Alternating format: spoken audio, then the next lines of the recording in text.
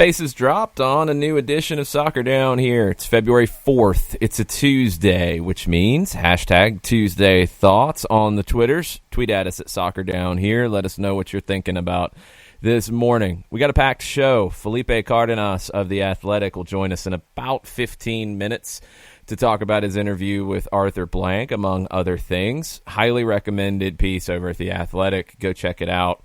A lot of insight into the way Arthur sees the MLS business, MLS as a whole, Atlanta United. It's a fascinating read.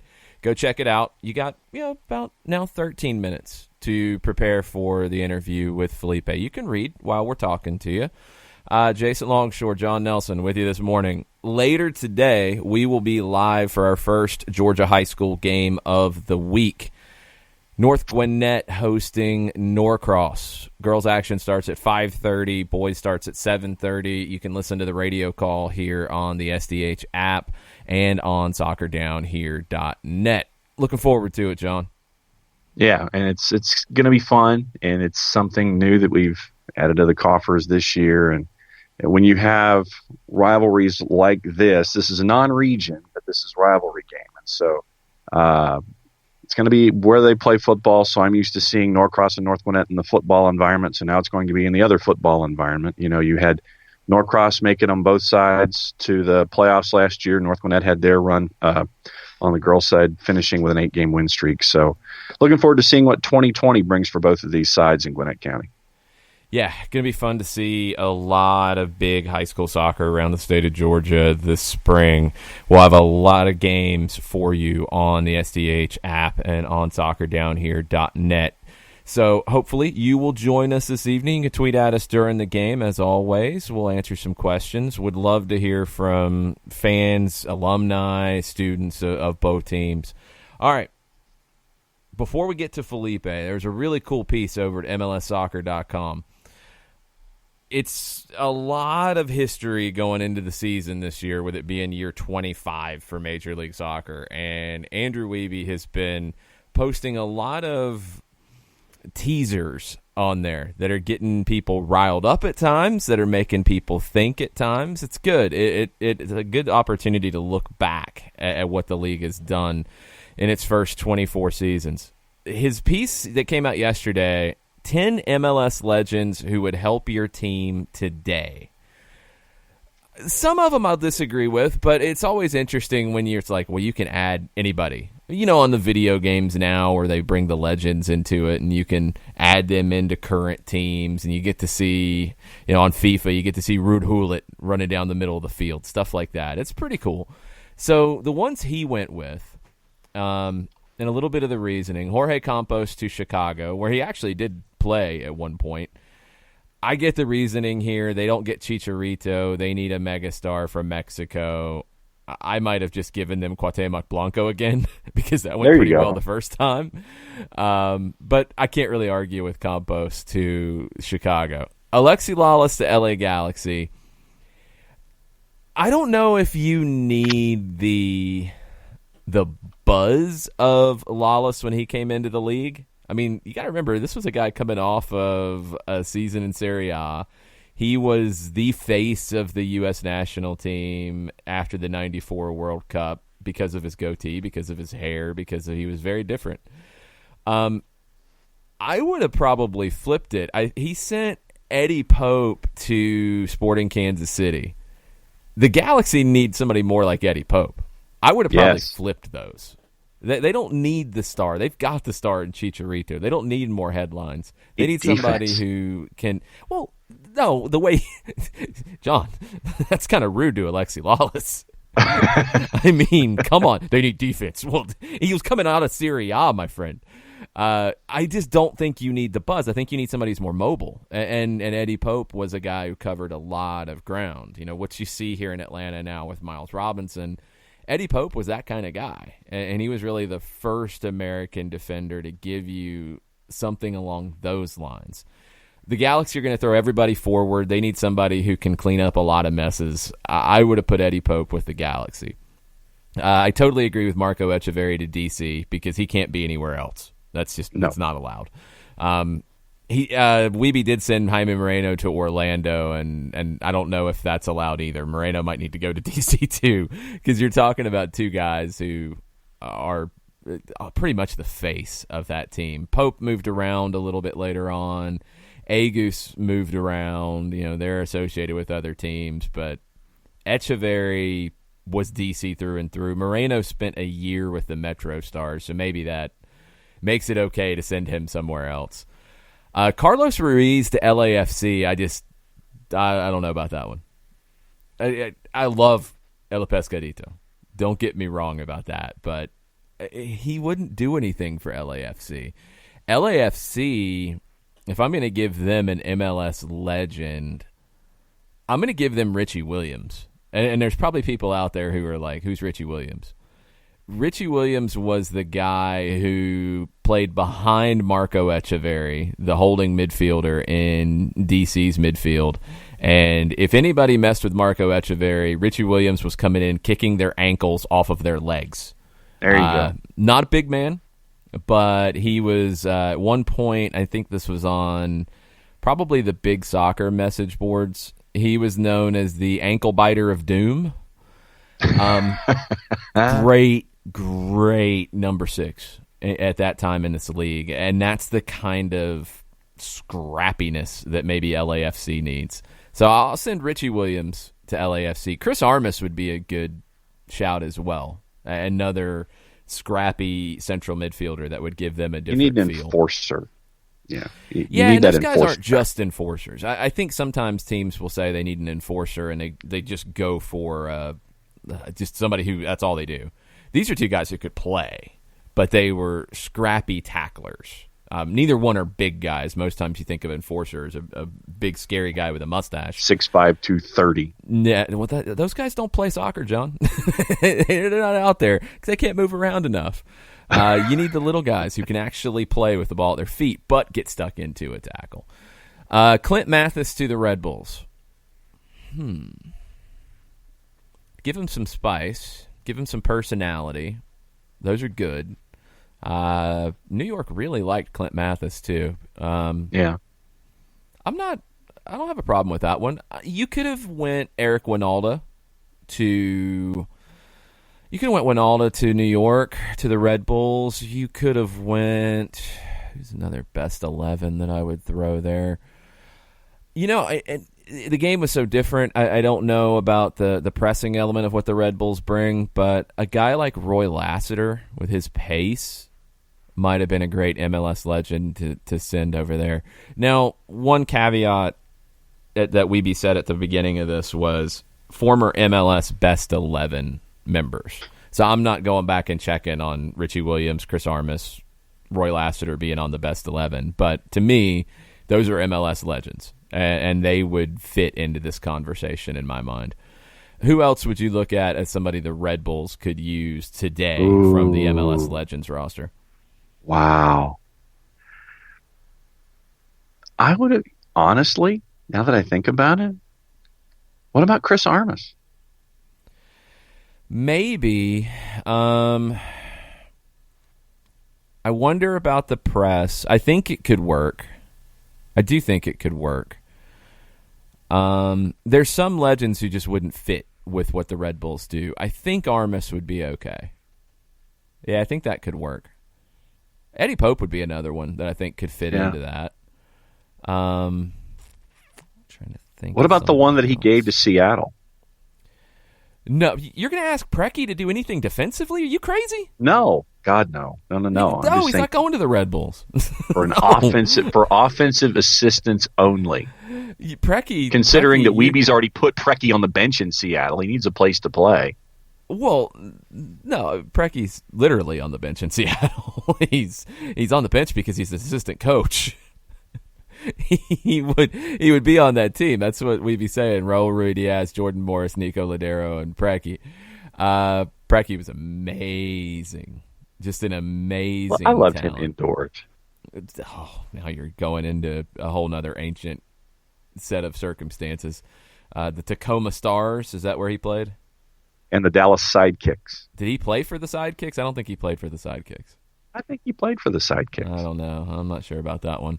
I think you're imagining things from old ESPN days with JP Dellacamera and Ty old Keogh. USA and ESPN. Yeah, I'm not. I was so sure that on guy. that. See, now you're going to get me into an argument about Steve Jungle versus Stan Stamenkovich now. Everybody just turned us off. Don't do that, please.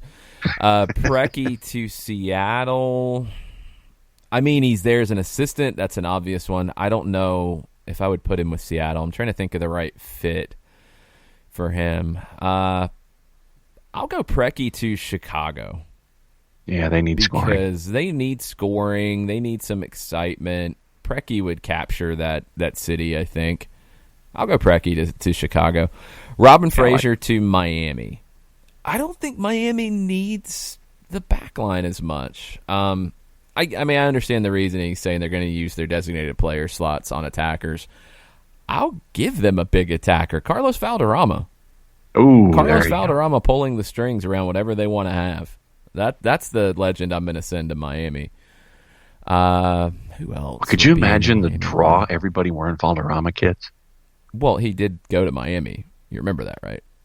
With the fusion. Yes, and he hated it. He wanted to go back to Tampa Bay. That was a whole mess in the early days of MLS. Ooh. But Valderrama today, in his prime, in today's Miami as the focal point of that team, yeah, that would be huge, huge, huge. Chris Armas to Vancouver is the one that Weeby went with. The reasoning's absolutely correct. Armas could go to a bunch of teams because he was that good of a number 6. Richie Williams might have an argument with Andrew Weeby about the best number 6 MLS has ever seen. Richie Williams would need to be in that conversation, but Vancouver could pretty much take any of these guys right now. I was going to say, don't they kind of need folks to help them score too? They need everything.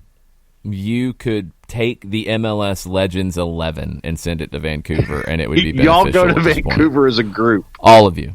Tony Miola, Jeff Agus, Eddie Pope, Alexi Lawless. Who would be the right back in that scenario? I'm trying to think of one off the top of my head.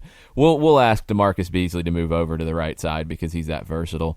We'll play 2 6s with Richie Williams and Chris Armas. We'll put Valderrama in front of him. We'll play a box. Let's do it with Echeverry and Valderrama together because that would be amazing. Preki can be the second forward, and we'll put... Who would be the forward in my scenario in a Legends 11? I'll go Jaime Moreno. So Jaime Moreno, Preki, Echeverry, Valderrama, Armas and Richie Williams, and then Beasley, Agus, Pope, Lawless, Tony Miola in goal. That is an off the top of the head. DeSantos, your job has been saved. Yes, and you're going to play a 4-4-2 box midfield and just go for it. That'll be fun. Okay, we're going to see what Felipe Cardenas thinks of all of this ridiculousness and what he thought about getting the chance to talk to one Arthur Blank. Go check out the article over at The Athletic. Hang tight. We'll be right back. Looking for future leaders we can trust and believe in? Look no further than the high school student athletes right here in Georgia. High school sports teach young people how to be effective leaders. It begins by making their grades and being on time for practice. It includes learning to listen, following directions, accepting responsibility, being a good role model. And it's about respect for officials, opponents, the rules, and each other. The result? It transcends sports. It gives us hope for the future. High school sports. There's so much more than just a game. This message presented by the Georgia High School Association and the Georgia Athletic Directors Association.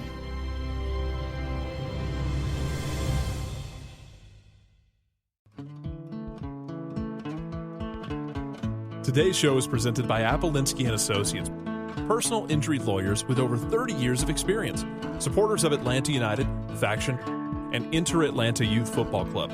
If you've been hurt in a wreck, contact Steve today at steve@aa-legal.com or call in 24/7 at 404-377-9191. The initial consultation is free.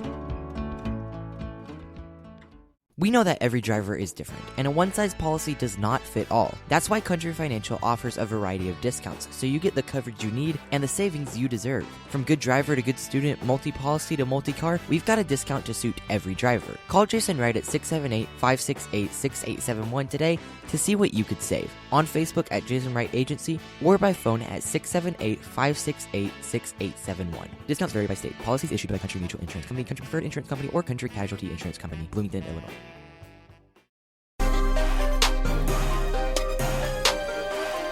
Welcome back. Soccer Down here, February 4th. Always fun to check in with this guy, especially after he teases an article that freaks everybody out the night before, and then you're like, can it live up to the hype? And it does. Arthur Blank talked to Felipe Cardenas of The Athletic. What's up, Felipe? What's up, guys? Yeah, one of the comments in that article, some guy was like, hey, this was well worth the wait, but the waiting was excruciating.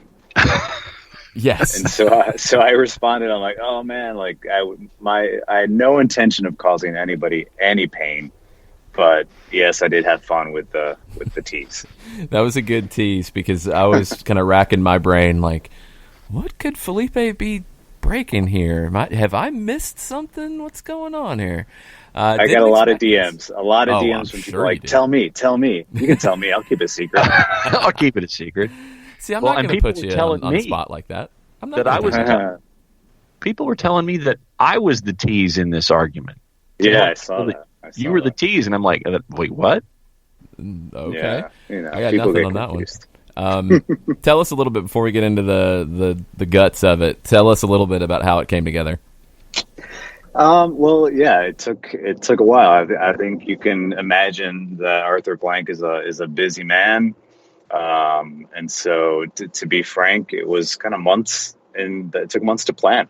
Kind of staying on his people and trying to find the right time. But I think this is one of those examples of the type of work that we do is that sometimes it is worth the wait. So you have to have some patience. You have to understand who the subject is and what they may be doing.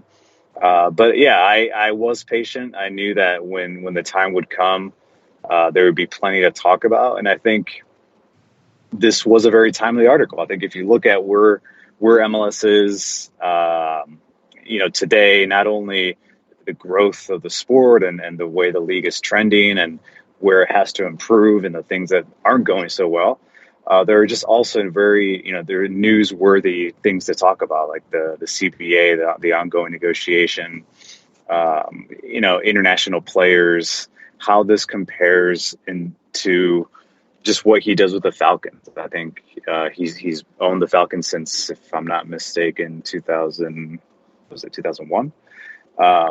And so he has plenty of sage advice, and those types of individuals, I think, especially for a young sport like soccer in this country, as far as a professional league goes, and you want to hear from them. And it's clear as day that what he wanted to do, that what his outlook for Atlanta United was very successful. And so I think that's why, even though this wasn't a big revelation, the fact that the commissioner really wanted him to share his ideas and his data with other owners, I think the way that he told me, also just kind of showing the type of person that he is, he does come off to me as being very humble, but also very frank, very candid.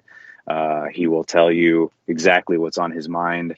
And the one thing that I really got out of this, a few takeaways. One, I tweeted yesterday, the number one takeaway for me was that Atlanta United, as far as Arthur Blank is in the picture, or his vision is part of the club, they won't struggle as far as the money goes, the investment, the interest from an owner. If they're struggling on the field, it's not going to be because they have an absent owner, or they don't have the cash or the capital to go out and get great players. That's not going to happen for this club as long as his vision is in place.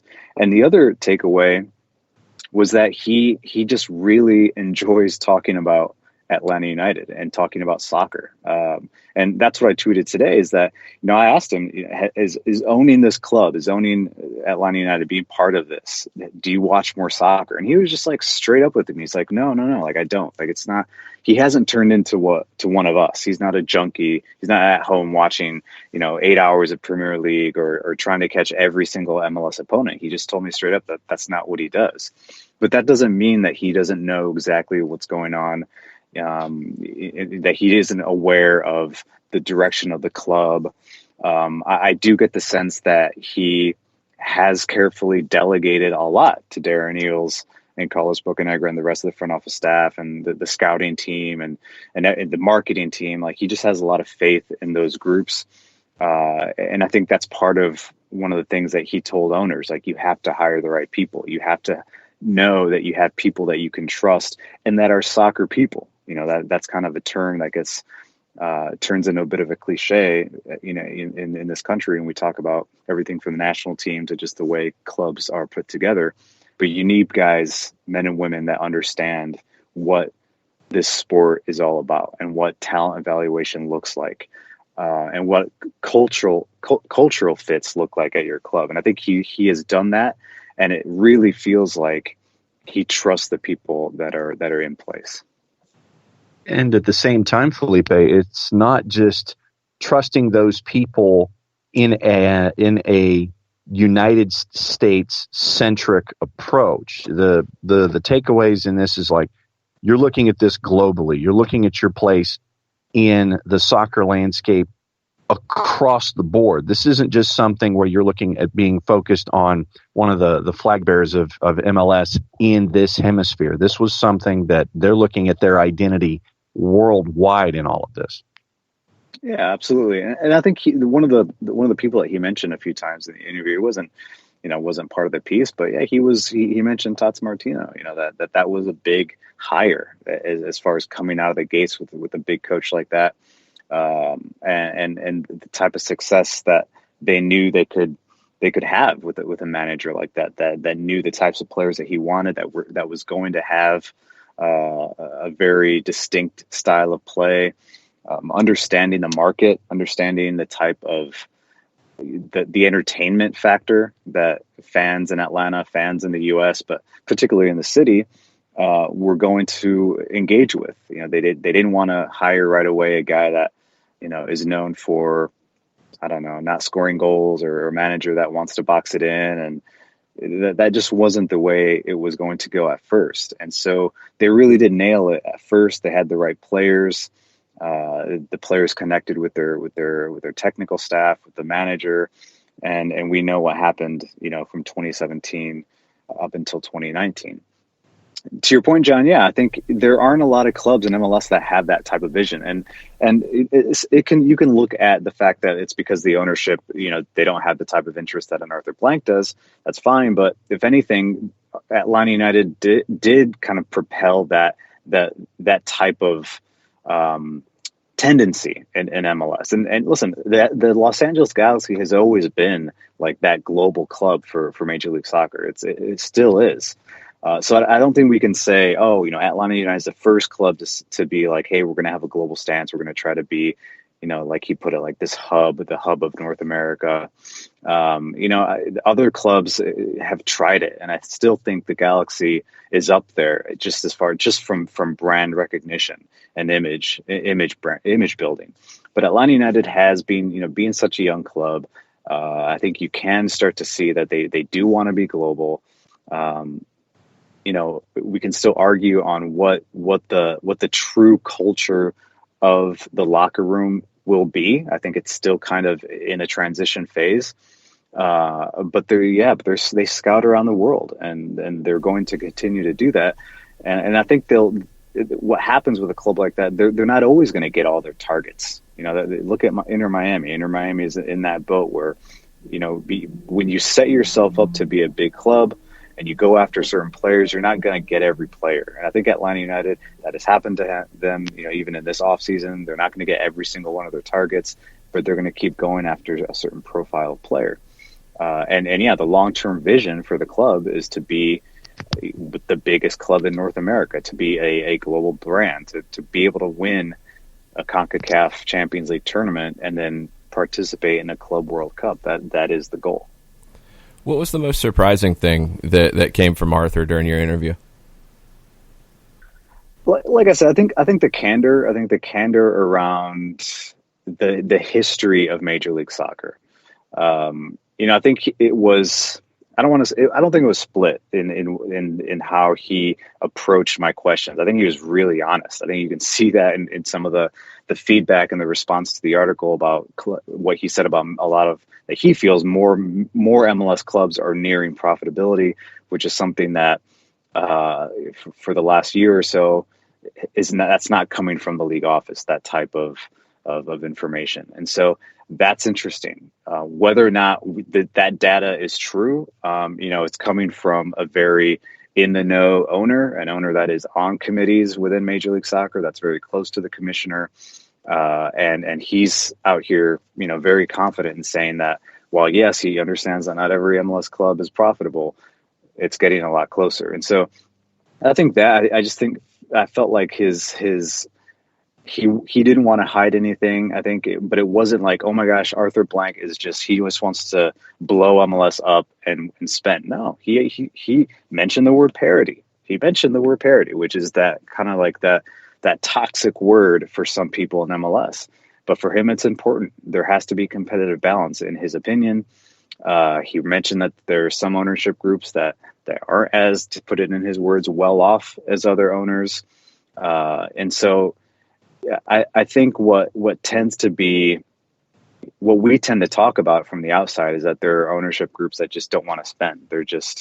They're extremely frugal, or they're not interested, and that might be the case. But apparently, there are balance sheets as well that they just don't have the capital to do that. So I think he sees it as, he doesn't want to be the type. He's not the type of owner that you've seen in the Premier League, like a Russian owner that just wants to take over the Premier League, or when the Saudis come in, now they own Manchester United or Manchester City, and they just want to take over the league. Like, that's not Arthur Blank. He wants to win. He wants to win everything. He wants the club to be the biggest club, but he doesn't want to hurt the league. He doesn't want to unbalance what he called that competitive balance and the parity. So I saw that response too on Twitter yesterday, where everyone's like, oh, look, like Arthur Blank, just so ambitious, like, take the roof off the league. And it's like, well, no, because he does want to keep it even. He does like that. He does want the rest of the guys, even the little guys, to have a chance. Yeah, he seemed realistic, would be the best way to put it.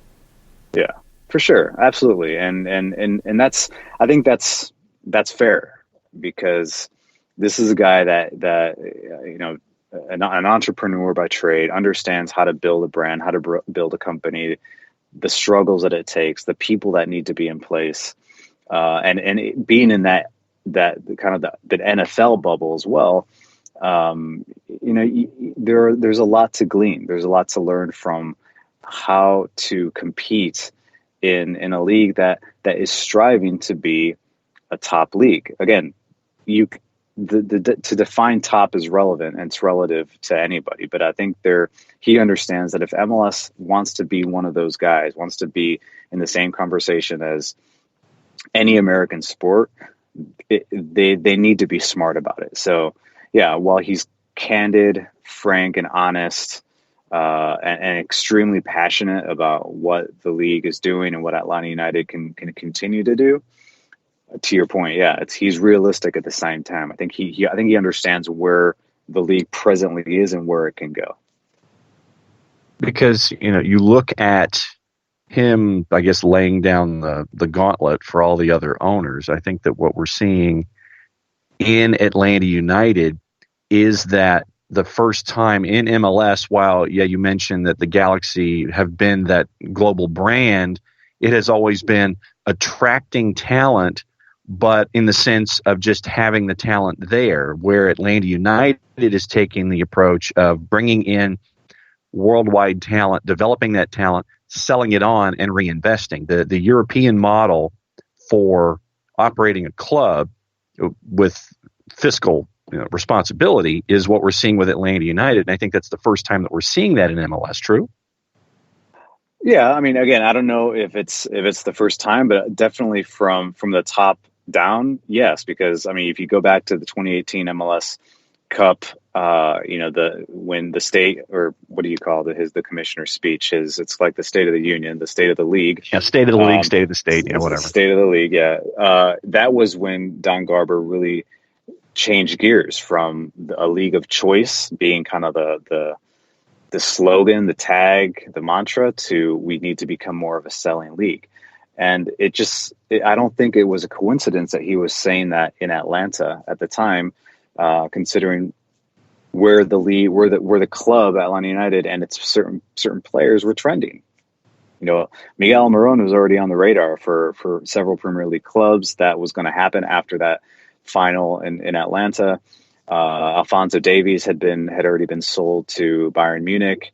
So there was a shift happening already. And so, yes, Atlanta United, while they're not the Galaxy as far as the longevity of the brand and the history, yes, they're moving in a slightly different direction.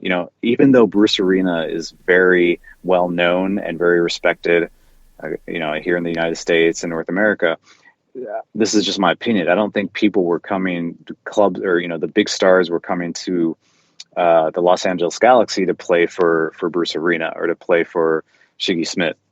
But that happened in Atlanta. That to me is is the difference maker. And it's like Tata, his presence in Atlanta is still important for some players in South America. Like that to them is how, oh yeah, I know Atlanta United. That's where Tata Martino was.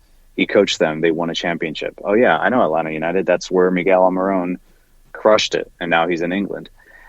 So that's why I feel even Arthur Blank mentioned Tata a few times during the interview, because he understood, I think, whether or not Tata stayed for a year, 2 years, or 3, that was important. That was important for the model. Because if he moves on, there's still that brand awareness in important markets like South America, where young players can say, especially in Paraguay, I've said this several times, the young players in Paraguay, they think Tata Martino is one of the greatest coaches ever. That's how important he is in Paraguay. Miguel Almiron would say that publicly while he was here. And so that link is important. That's something that other clubs in MLS don't have, and it's something that Atlanta United can continue to leverage. So let's look at the rest of the league and some other things that have happened since we talked last time. What do you think about Mateus Rossetto, the new central midfielder for Atlanta United? I like him. I mean, again, I'm still in the process of really breaking him down. But from what I've seen, I was pretty bold on Twitter yesterday when I described the type of player, or the type of, air quotes, replacement that he is. I don't think he's that Nagbe replacement. There might not be a Nagbe replacement, to be honest with you. That's where I'm kind of at for you know a what while. I mean? Like, yeah, it's like, I think, even the fans and this is coming from what Carlos Bocanegra and Frank de Boer have said. A lot of people kind of got stuck on that. We need to replace Nagbe.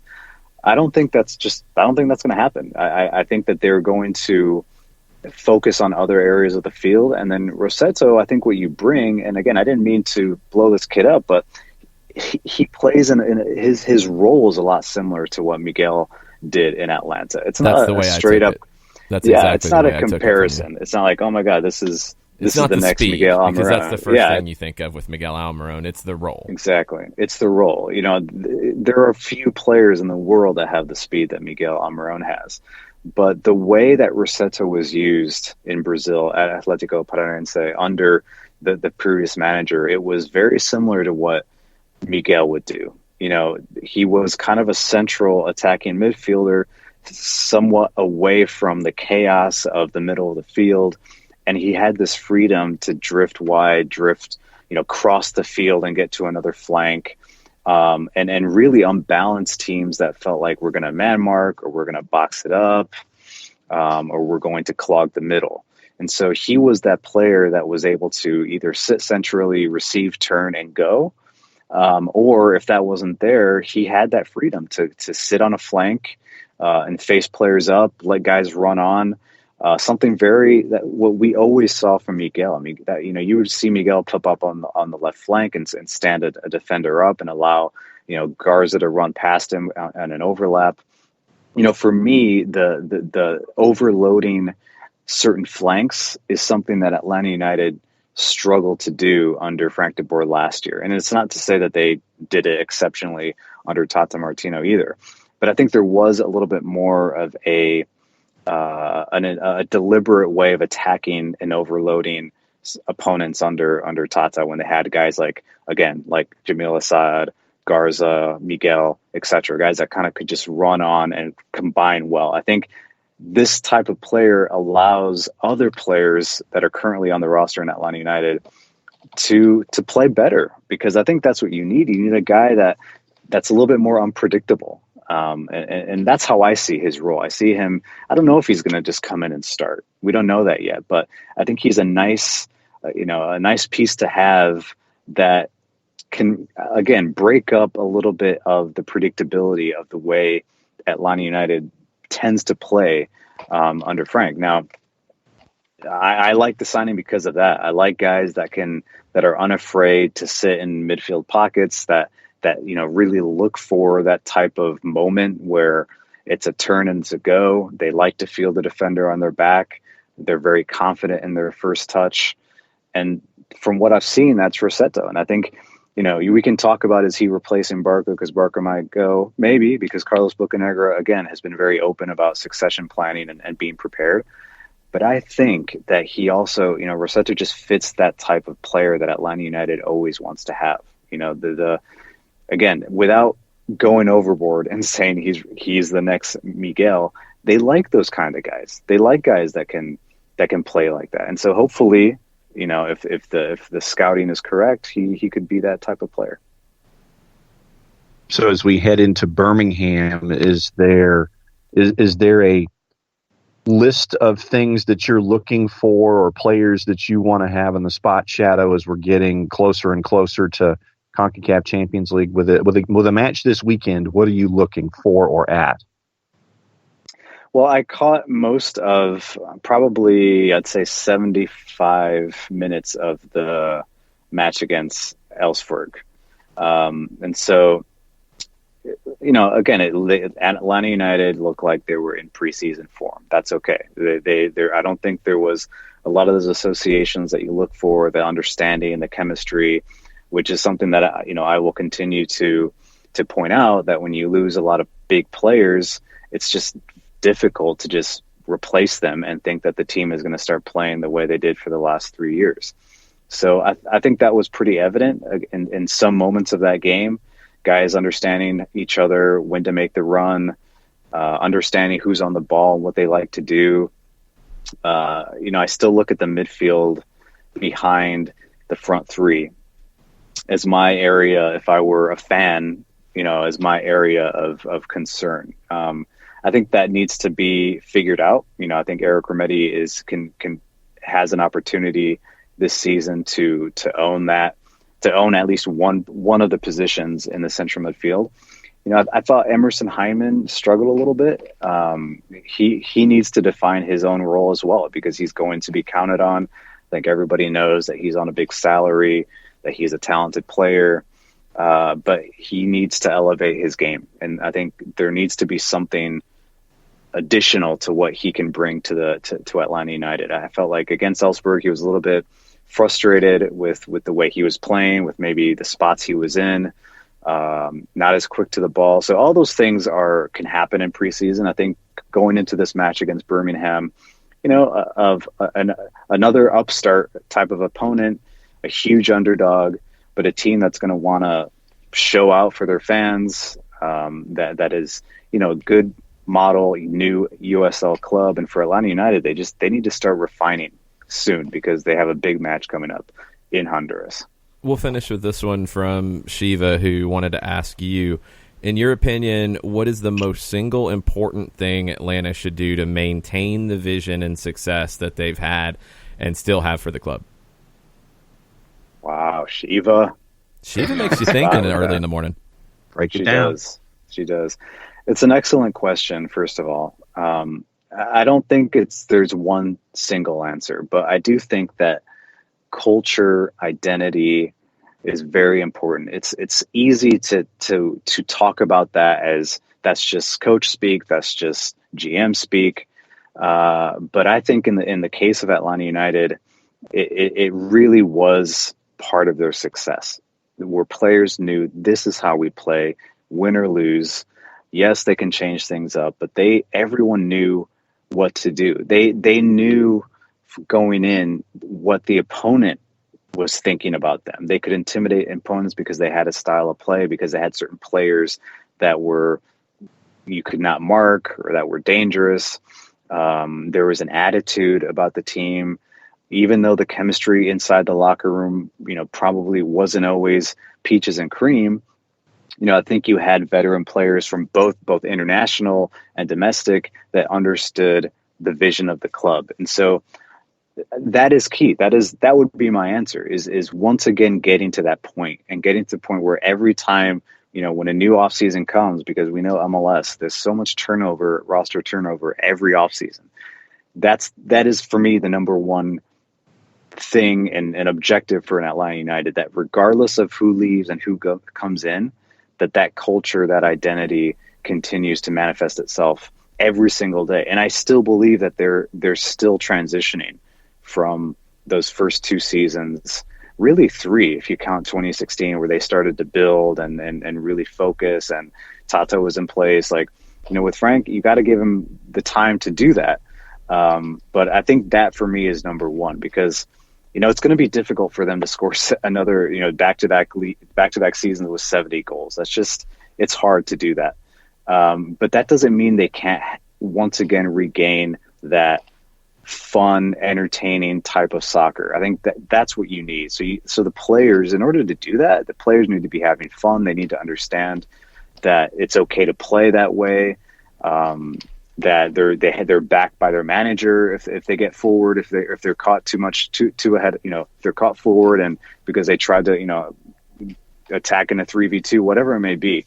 And I think right now they're still transitioning. They're still figuring out who are we, how do we play, how do we protect ourselves when in transition. A lot of things that Frank de Boer, I think, wants to really nail down in this club. And so, to answer Shiva's question, culture, identity, style of play, idea. The idea. What is our idea? And it's very common in South America to talk about that. And right now, I think they're still trying to figure that one out. It's always a battle, I think, for most clubs around the world, because culture changes with every single addition or subtraction. You get a difference in how things feel. It's every workplace deals with. It's an interesting thing, but I'm with you. It's not coach speak at all. It's a real thing that you have to manage to be effective. Yeah, there's a reason why when I was in Miami and I spoke with Diego Alonso and we heard from Jorge Mas and I was able to speak with Paul McDonough. You have Paul McDonough who understands. I'm getting feedback. Is that you guys or is that me? I don't know. It's one of you guys. I think I got it. 1 second. There we go.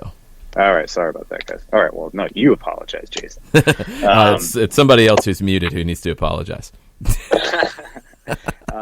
No, but to go back to that it's not coach speak. It's not, GM speak. In Miami, and again, this is what I didn't think Paul McDonough was trying to just feed me lines about.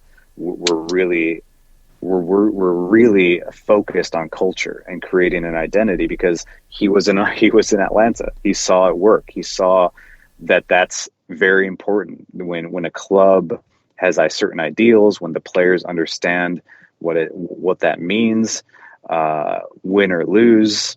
Diego Alonso told me straight up, we might lose games because we're so focused on our identity and the way we want to play. That's fine. That doesn't mean they can't adjust. That doesn't mean they can't bunker and counter, if that's what the opponent asks for. But there's always going to be an understanding of who they are. So Atlanta did that very well. They were one of the few clubs to be able to do that in league history, Mm-hmm. And so to get back to that, to your point, that doesn't happen overnight, especially when you have a new staff come in, and they're understanding the league, they're understanding their opponents, they're figuring out ways to win. And so, yeah, Atlanta has the capability, no doubt. They have the backing, like we said. They have an ambitious owner that if you go up to him and say, we need to establish identity once again in culture with the right players, he's going to say, go get them. So it's a matter of time, but it is an important piece of the puzzle. It's going to be a fun one on Saturday. You're going to be in Birmingham, correct? That is the plan, unless something crazy happens, but I should be there. I'm looking forward to it. Well, hopefully nothing crazy happens, and hopefully we see you over in Birmingham, and maybe we'll catch up and get some reaction from you about the game on Saturday. Let's do it. Looking forward, guys. Cool. We'll see you in Birmingham on Saturday, Felipe. Thanks for the time. As always. We'll be catching up again with him soon. Felipe Carr on Twitter. Make sure you're following him for all of his teases of upcoming articles and everything that he's doing over at The Athletic. Just incredible work with the Arthur Blank article. If you haven't seen it, I highly, highly recommend it. John, did you throw your phone in the trash? Considering it's about a month old, well, that would be new. Well, okay. Don't know what was happening there because I don't know phone either. Went haywire. I heard nothing on my end. Well, everybody else did. So I got nothing. Naturally. Okay. We've got about 10 minutes or so before we get Jessica Charman on the line. She's going to tell us about her experience in Colombia at the CONMEBOL Olympic qualifying tournament. She was there for some of the group stage games. If you haven't heard her podcast about that, please go check it out on the SDH network. But you'll get to hear the abridged version from Jess here in just a bit. What do we have on the Twitters on a Tuesday Thoughts edition of the show? Well, first and foremost, shout out to Rich Ransom, by the way, who started listening to the show. And this is from Rich this morning. He says, and as a Philadelphia Union fan, I've become a fan. Well, thanks for hanging out with us, Rich. He says, good job on MLS coverage. And he had a question to the floor as a Philadelphia Union fan. So he says, what's the deal? I feel like I should do this in a Seinfeld voice. Why? What's the deal with Atlanta United? Well, because that's what he would always do. What's the deal with that? What's the deal with Atlanta United fans' constant sky-is-falling attitude? Supporters of clubs like mine will kill for their trophy case. Is it spoiledness? Hashtag Tuesday Thoughts. Perspective's a funny thing, isn't it? I mean, I don't know. I've kind of wondered about the sky-is-falling element of it myself, but when you look at it from the outside and you look at the changes Atlanta's had this season and players who have been here from day one, and that's probably the biggest part of it, is it's not just a player who's been here for 3 years, it's a player who's been here from day one. That's a different feel. A player who comes in now and leaves in 3 years, I think the emotional reaction to that will be different when that happens. It's just part of the life cycle. I think something Felipe mentioned with a lot of changes and stuff and clubs with players coming and going, this is kind of common in this hemisphere anyway, just because of where South America and Mexico are in the world of soccer. You have players who want to get to Europe. Your top players are going to try to get to Europe. You have players who feel like they need a change of scenery to get to their top level. And you have a lot of churn in rosters. So, it's not crazy to see teams with 10 changes each season. I think the overreaction can be when you see 10 changes, oh my gosh, not all of them are substantial ones. A lot of times it's maybe 2, 3, in this case, 4 starters that could be on the way out with more starters coming in, or players who have been at the club developing into those starting roles. And the rest of the changes are more minor ones, are more on the bench, or more on the outskirts of the squad, pushing the squad, because that part's key too. What's interesting here is it feels like this group is going to be a little bit smaller this season in terms of choice by straight up numbers, but it feels like the individual players that are in that group are more flexible in terms of position. So you don't need as many players to cover as much of the depth chart. Right. I think this is something a lot of managers are starting to go to, because you get to just drill in deeper with these players. You get to have a smaller group that you work with. You can go more in depth, and players are on the same page more. Every time you add more players to a group, it can get more confusing, more convoluted. The challenge of that is what Manchester City has gone through this year. They have not wanted a huge squad of first-choice players, and when you have a series of injuries, that can hurt you. But you also look at the versatility of players, and that's why, yes, it has hurt Manchester City, but in the grand scheme of things, they're second. And they're in the knockout stages of the Champions League. And they're having a good year by most people's standards. It's the fact that Liverpool is on another planet this year, that it looks like, oh, Manchester City's terrible. They're making all these mistakes. They built the roster wrong. It's awful. It'd be a good season every other time around. Yeah. But they've went with a smaller squad, and that's come back to bite them a little bit. But it doesn't always. And that's where you just get into the mentality, you get into these changes, and when something changes, people have a tendency to freak out, and that's understandable. I think with some of these changes affecting people who have been here from the first match, it's more emotional. But yes, there is, I think, too large of a sky is falling mentality, and it's been a little surprising, and I hope that over time that fades a little bit, because Philadelphia fans would love to have the kind of success that Atlanta's had. There's a lot of fan bases in this league that are very jealous of what Atlanta has, and it's something you have to keep in mind from time to time. Shiva, who's been busy this morning, wanted to give a shout-out to whoever painted the Joseph mural by MBS. Amazing job. The city loves its soccer club. I have not seen this mural. Yeah, it's over at Castleberry Hill. It's been all over Instagram, Facebook, Twitter. I don't remember the exact street crossing it's at, but it's in Castleberry Hill. Joseph saw a picture of it, and he was trying to find out where it was. So that's kind of cool. That stuff's awesome. I would love to see more like that. And when players come into the team, like, I would love to see a Matteo Sosetto mural pop up. I would love to see, these new players be welcomed in this way. I'd love to see club legends be, honored in this way. It's a very cool thing. And with street art being such a big thing here in Atlanta these days, I'd love to see more Atlanta United related murals and art pieces around the city. It'd be awesome.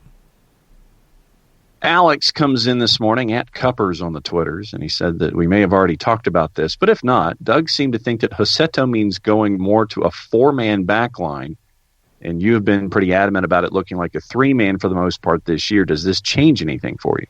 Not really. I mean, I still think it's going to be predominantly three, but that's what we've seen in preseason. But, yeah, you can play four, and you could have played four before.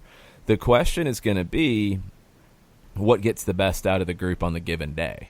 And that's going to be determined by the opponent. That's going to be determined by availability, injuries, fatigue, current form. There's going to be a lot of things that go into it, but this gives you the ability to do both. My question about Joseto would be, can he play in the two central midfield type of setup that we saw on Saturday? Is he going to be comfortable playing a little bit deeper than we've seen him play at times at Paranaense? Or is it going to be better for him to play in a situation where it is, if he's the front of the triangle, playing as a number 10, which is not exactly where he played at Paranaense. He was much more of that attack-minded 8. It's easy to be an attack-minded 8 when you have two other central midfielders. If you only have one other one, and you have forwards in front that are dropping in, can he find the space to be effective? It takes a little bit of time to find that chemistry and to figure out what way is going to be the best. Everything's on the table. I think everything is on the table for the way this team can play. You're going to see every permutation of numbers you're going to see it at some point this year. They can play anything with a 4-man back line. They can play anything with 3 center backs. They've got the flexibility to do all of it. It's going to be down to what works best. Might not know that yet. I'm not against the 4-man back line at all. I hope people understand it. I think some of the moves were pointing me, along with the early lineups and along with what we saw on Saturday, to something between a 3-4-3, 3-5-2. I don't know if that's necessarily changed with this, because you can incorporate Rossetto in a number of roles. I think it just gives you another piece of flexibility. I mean, you'll be able to play anything you want. I think you could have before, but now you have more of a true attacking 8 if you want to go 3 central midfielders and Barco, Pitti wider around Joseph. Now, then the question is the trade-off. Does that increase the effectiveness of Pitti and Barco, or does it decrease it? And that's what you're going to come down to. It's going to take a little bit of time. It's going to take a little bit of experimentation. It's good you get Rossetto in now. We'll see if he gets on the field for a while on Saturday. He's been going through preseason, so it's not like he's not fit. I would expect to see him a good bit on Saturday, and I think you can expect to see him a good bit against Leones Negros on Tuesday. If you missed that announcement, Atlanta will be playing second division Mexican club Leones Negros in Guadalajara at the famous Estadio Jalisco. It's a celebration of that stadium's 60th anniversary. That's going to be next Tuesday. It's 10 o'clock Eastern. I think it's either 10 or 9. I have to go back and double check. 9 Eastern? Is it 9 Eastern? Okay. 9 Eastern next Tuesday, the 11th. Stay tuned on plans to be able to watch that, listen to that, consume that.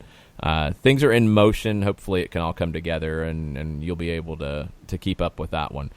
I'm excited about it. It's just another match, and it's a different kind of opponent again. It's an opponent that is maybe a little more comparable to Motagua, as it's your last game before that. You get the added bit of travel, so you're going to play a game. You're getting into that mode, that mindset. I think it's a good setup all the way around. And these next 2 preseason games, I think, will help answer that question that Cuppers had. Is it going to be 3 center backs predominantly? Is it going to be a line of 4 predominantly? Or is it not going to really be either one? And it's just going to depend on the opponent and depend on who's in best form. I think all of that is on the table right now. And we'll see what Frank DeBoer and the club settles on. Let's take a quick break. We're going to get Jessica Sharman on the line. We're going to talk CONMEBOL Olympic qualifying and her experience in Colombia right after this.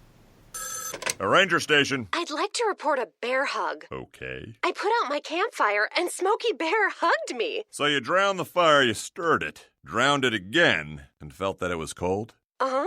Yep, he's just letting you know you did good. Bear hug from Smokey Bear. Status update. I'm gonna let you go now. There are many ways to start a fire, but one sure way to put it out.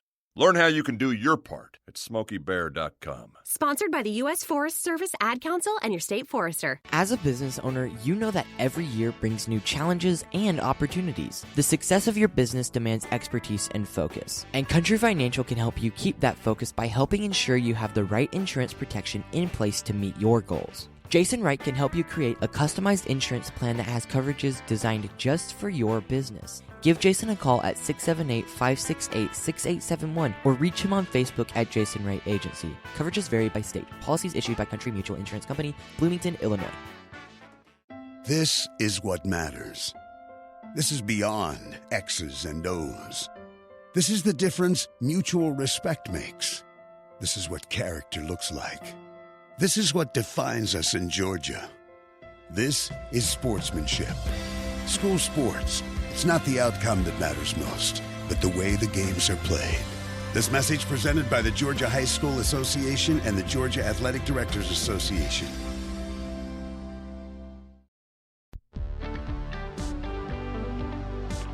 If you've been hurt in a car wreck, contact my friend Steve Apolinsky of Apolinsky & Associates. He's been representing individuals for over 30 years throughout Georgia and Alabama. He Email him at steve@aa-legal.com or call him 24/7 at 404-377-9191. The initial consultation is free.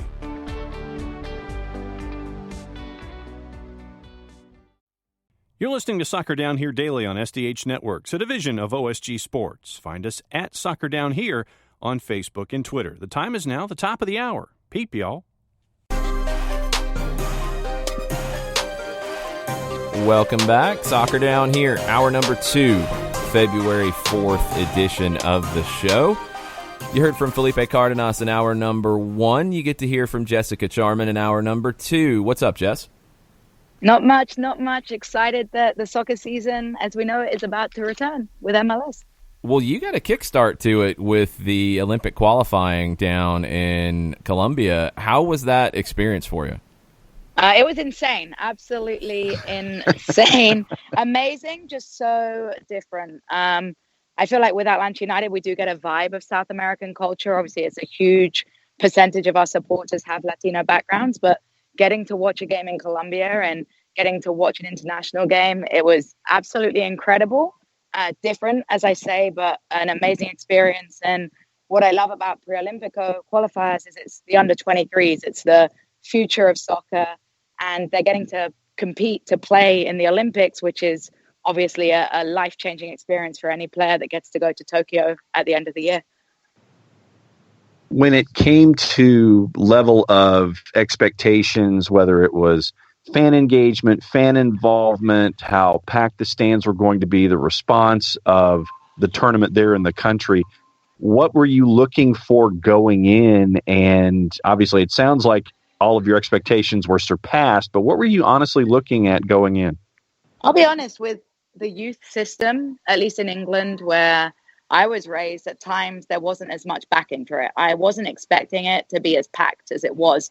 Everyone was treating it as if it was the first team, if that makes sense. The crowd was no different to me. I've watched Colombia play in Miami. I've watched them play in the US, the first team. And obviously the crowd, as you would expect, is crazy. But when you have people taking it so seriously for the youth team, it was incredible. I was surprised. In the first game I got to watch, Colombia lost against Argentina, and it was ruthless. There were chants of donkey constantly towards the coach. There was anger at the substitutions. People were booing substitutions being made, and it's a 21-year-old kid going on the pitch and they're getting booed. And to me, that was shocking, but it also shows how all levels of soccer is so well backed in Colombia, and it's so passionate. And then at the same time, I guess for me, stereotyping again, I wasn't expecting there to be as many female players just from my experiences of playing soccer in Colombia. It's rarer to see women, but there was a huge percentage of the population at the game were women, which I absolutely loved. And it's a great sign for the growth of the female game in Colombia. As we've seen, they actually have a newly growing professional women's league as well over there. So that was super cool as a female getting to see. Yeah, you got a chance to play some pickup, right? Yeah, it's crazy when you go over there and there's so many family members. There's soccer pitches everywhere. I love that. It feels like home. And I got to play maybe 4 or 5 games. And anyone that's been in a high altitude place, it's no joke when you're playing up there. You think you're fit and in shape in America at sea level, but next thing you know, you're playing pickup in the mountains and you're dying. But the quality of the pitches is awesome, and you can pay $25 pretty much and have the field to yourself for an hour and a half. So we need more rates like that in the US to develop the game. When you're playing pickup, I mean, it's you get all these different ideas. Is there something that you learned about yourself and about the game playing pickup in an entirely different environment like that? I think you just see the difference of styles. It helps you understand why players play the way that they do. So with my upbringing, everything I did growing up playing football was formalized. I did a lot of regimented practice, technique-based. It was always by the book. With my goalkeeping practice, it was about form and technique. There was never really any development of flair, just because of the way that I grew up in the club system in England. In comparison, there's so many young kids in Colombia, at least, that really are playing on the streets, that really are playing in these pickup games. You see adults playing with 13, 14-year-old kids, and they're given that stylistic flair. And I think sometimes that explains why there's so much difference when you watch international soccer, when you watch two teams play against each other, you see the difference in these players. And I think maybe sometimes that's why players that go and play in a different country struggle at first to adapt to the style, because they haven't been raised in that regimented way. Or when a new coach comes in and they have that, we can use Tata versus Frank de Boer. When they have a different style of coaching, when they have different expectations, sometimes that's why there is that shock to the system, because you have been raised and you've grown up playing the game in a different way. So in the tournament, were there any teams, or there any players that jumped out to you as a surprise, either positive or negative? I just loved the way Argentina played. I thought they were so physical, they were strong, and they were fun to watch. And I was impressed with Colombia. I thought that the U23 level is different for Colombia. They haven't always had a team at that age gap. It's always been younger. They've only created one for the Olympic qualifiers. So I was impressed with how they played. They grew into it. And then LAFC player, I forget his name, but the captain of the Colombia U23 team. I just think it's so, like I mentioned, it's a testament to MLS that international players, young international players, are now wanting to go play their soccer in America, and they're viewing it as a real stepping stone for their career. It's no longer judged as a retirement league. Instead, it's the opposite. It's a league to really leapfrog and get your name out there. Yeah, there's a lot of young MLS players in this tournament. Atuesta was one for LAFC who stood out for Colombia. It looks like it's going to be down to Argentina, Brazil, and Colombia, who bounced back after that loss to Argentina in the first match. 2 spots, and you're in the final group stage. It's a final round robin. Uruguay is included in it, but they've lost a couple of games in the tournament. Do you think it's going to be Argentina-Colombia, or is Brazil going to be the tricky one here? I think Brazil might be a tricky one. They tied with Colombia last night. There were a couple of individual errors in the game, and I think you expect to see that with youth soccer. And that's what makes it more hard to predict. I feel like with the young leagues, I know they're 21, 22, but you're more inexperienced. You haven't played with each other as much. And when you've got those risks of individual errors, it makes it harder to predict. I definitely think it's between the three. I think Argentina's a straight shot there. Colombia won't be looking forward to playing them again. But I hope that Colombia make it. I think it will be a real testament to them and the youth system. But at the same time, it's just exciting because all the games are closely contended, and that's what we like in tournament football. What's it like for you, being the world traveler that you are, to experience all these different cultures and all these different approaches and all these different ways that folks are either playing or appreciating the game? What is it that we're missing by not watching this stuff on television, going to these kinds of tournaments when we have the chance, when we're in a country just on vacation? What are we missing out on? I just think it's the understanding of the fact that soccer's the world sport. It's appreciating that all over the world, people share this love and passion for the game, but they show it in different ways. And it makes you have a better appreciation for what you have back home as well. When you get to compare it to the different levels, when you get to see what you have, you get to see how people show their love for the game in different ways. And it's one of those that is an educative point too, because then you start to realize when you sign players from different countries, you know more about their background, you know more about where they've come from. When you hear team names, you start to learn where they are, and it makes you a better supporter of your own team. All right, we could keep going for probably another 30, 40 minutes, but you're a busy person these days, and we've got to manage your time a little bit. But you're going to be joining us on Tuesdays to talk Atlanta United 2, whatever's going on in the soccer world. Let's get caught up real fast on Atlanta United. Your reaction to the moves that have happened lately.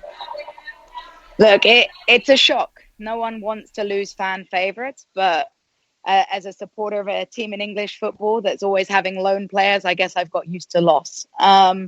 It's a hard one. I think that there's a bigger plan, and I'm sure we're going to see another signing coming in. And it's one of those things where if a player isn't happy here or a player wants to do another challenge, we have to accept that. It's that revolving door of soccer. I think Gressel is a fan favorite, and it's a shame that he's gone. He'll definitely be missed, but at the same time, Jason and I think we talked off air a little bit. There were different ways in handling the situation, and I think it was the right decision for him to leave. In terms of Tito Villalba, I know I've been extremely critical of him last season. I think he was a key player in our first season, and we got to see a lot of him in the second season. But last year, to me, he just wasn't the same player. And a player like Tito Villalba doesn't want to be on the bench. So it's the right move for him as a player. And I think it's the right move for the team. It's another space that can be filled by a player that maybe will be pushing more into the team. So I think there's a plan. I think we're going to have a great style of soccer coming into next year. And I get it. It hurts when you lose fan favorites. Villalba, Gressel, LGP, it's like a kick in the throat, particularly for fans that may be new to the game. And these are the first players that you fall in love with. They're the first players that you get on the back of your jersey. And it's one of those things where, unfortunately, we have to get used to it. We can mourn a little bit. We can follow their career. But at the end of the day, it's a cliche, but it's the badge on the front, not the name on the back, that we're all going to follow in the end. I think we'll have plenty to talk about on Tuesdays with you, Jess, but we'll release you now. Get back to work. Thank you, guys. I always love being on. You know that. Thanks, guys. And thanks, Jess. Talk to you soon. Be good. Jessica Sharman, make sure you're following her at Jess Talks Footy, IE, at the end, for all of her takes. She'll be joining us on Tuesdays throughout the season with plenty to be. The Tuesday spot's kind of interesting, John, once we get into the season, because you've recapped a lot of stuff on Monday, but not everything. There's still plenty to dig into the next day. You start to look ahead. You know, when there's midweek games, it's a whole different ball game when there's games on Wednesdays. So Tuesday's a busy day once we get into the season. Tuesdays with Jess, I guess, is where we're heading here. Yes, that would be it. Yes. But no, it's, usually we're sitting there and we've got a lot of folks on Mondays who want to ask stuff about Atlanta United. And then on Tuesdays, we still have folks who want to ask things that weren't addressed. And then you got everything going on in the league that we drift into and how it impacts things. And then when you get into schedule compression, you get into all the competitions. We got Champions League that's going to be taking up some midweek spots. So there's a lot of space to talk a lot of stuff. And it's good to have her here on Tuesdays this upcoming season. Hit it. I know what this is, I think. Way to go, John. Atlanta United has announced that it has extended and expanded its partnership with Piedmont Healthcare. It will be the sleeve sponsor, the brand new sleeve sponsor on Atlanta United kits. And Piedmont Healthcare will be the kit sponsor for Atlanta United 2. Darren Neal said this: Piedmont Healthcare is an industry leader with a strong record on quality and safety, and we're thrilled to expand our successful partnership. Innovating continuously is a core value at the Blank family of businesses, and we're excited that we'll become only the second MLS team to utilize the sleeve sponsor. Very cool. Very cool stuff. Piedmont Healthcare will become the presenting sponsor of all Atlanta United local TV broadcasts on Fox Sports South, Fox Sports Southeast, and the Fox Sports Go app. All kinds of increased exposure when you start getting into the nuts and bolts of these kind of deals. Marketing assets on TV, on radio, social media, promotion of the Piedmont Healthcare Foundation, which is a great organization. They are helping to raise $150 million for the Piedmont Atlanta Tower, the system's new state-of-the-art facility, which will open later this year. So, cool stuff. You've got a sleeve sponsor now, and Atlanta's the second team to do that, and you have a kit sponsor for Atlanta United too. I'm going to look forward to seeing that. One of the other things that was also a part of this is they're providing a chief medical officer for both teams, overseeing providing medical care to all of the club's professional players. So that was another part of this whole thing that I thought was really cool. Another big partnership, and it's another big revenue resource as well. These things do help the bottom line, and this is one that just makes a lot of sense in terms of partnerships. Also, Felipe, after he got off the phone with us, he tweets out that Mateus Walceto is on the training pitch, knocking the ball around with fellow Brazilian Luis Fernando this morning. So there you go. already into the team. I would expect to see him on Saturday in Birmingham. And yeah, I want to see. I mean, and obviously, my expectation isn't, off the charts or anything like that. I just want to see how he integrates first time out of the blocks. I want to see how many minutes he might get. Might be a second half sub or something like that, just to see, just to see how he drops in, and just to see how everything's working out in match one. But again, he's been playing preseason. He's played preseason matches against Boca Juniors, against Racing. It's not like he's been sitting around on the beach. So no, I don't think there's a worry about fitness. I think it's just how quick he integrates into the group, right. and you have to do that through playing. So yes. I don't think you're going to go easy with him and not play him if he's ready to go. Other news as it's breaking this morning, the Columbus Crew have signed former New York Red Bulls winger Derek Etienne. Not really a surprise there. He'd been in preseason with them. He gives them depth out on the wing, which they have needed. So major one here for the Crew for depth. And it's something that just helps them bolster their squad a little bit. Yesterday, Cincinnati got their deal done, and it's a big deal for Jürgen Locadia, the new forward up top for Cincy. And this is why it's a big deal. Tudor Rockman, who I hope you're following, Tudor is my name, Tutul is how you spell it, is my name, is the Twitter account. A lot of marketing, a lot of history, a lot of big picture MLS stuff. According to Tudor, MLS has 7 players valued at over $10 million on Transfermarkt. All of them but one play for Atlanta, or 8 players. All of them but one play for the Atlanta or LA clubs. Joseph Martinez, Carlos Vela, Pity Martinez, Christian Pavón, Diego Rossi, Ezequiel Barco, Chicharito. The 8th one is new, and it is Locadia. So that's a big deal. That's a big get for Cincinnati. And he is going to be officially presented and announced at their training facility in about 42 minutes' time. So he will be the unveiling of Locadia, which sounds like a piece of art. The unveiling of Locadia is going to happen at 11 o'clock local time in Cincy. Yeah, Jürgen Locadia is coming over on loan from Brighton. As a designated player, that's through July 5th. Cincinnati have the option to exercise a permanent transfer upon the expiration of the loan. I'm assuming there are cap-related reasons to this, contract-related reasons to this, and that's why it is a short-term loan with that option. And you wonder if that option is an obligation. So the structure of the deal is interesting, and look, it's so hard to exactly know why it's that way, but the size of this deal is a big one, because this is a player who in 146 starts in his career has scored 72 goals, added 42 assists. That's in the Netherlands, that's in England, that's in Germany. He started his career with PSV, moved to Brighton, spent some time at Hoffenheim on loan. 7 starts this season, 14 appearances, 4 goals, 1 assist, and that's across Germany and England. So, big addition for Cincinnati, and if it works out, Cincy doesn't want to be the doormats that they were last year, eh? No. And that's the key. It's like, how's Locadia gonna, and what kind of support and help is Locadia going to be getting offensively up top? I mean, obviously, Cincinnati was somewhat goal challenged last year.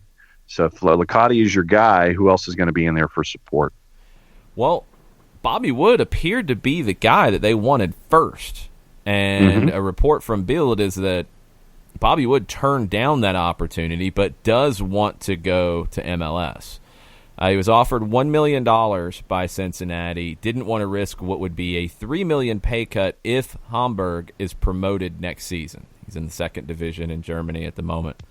But if he wants to go to MLS, I don't think he's going to find $4 million. No. I just don't think that's going to happen. So, I don't know. If $4 million is the number, I don't think he's getting it. And I think he's going to stay at Hamburg.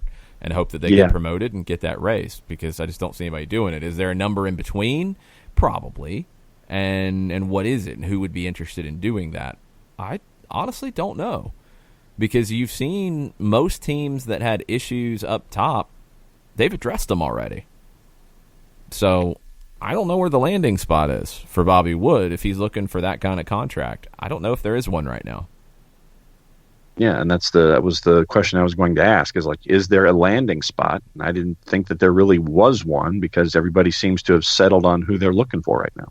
There's not a landing spot at that price tag. That's the key at this point.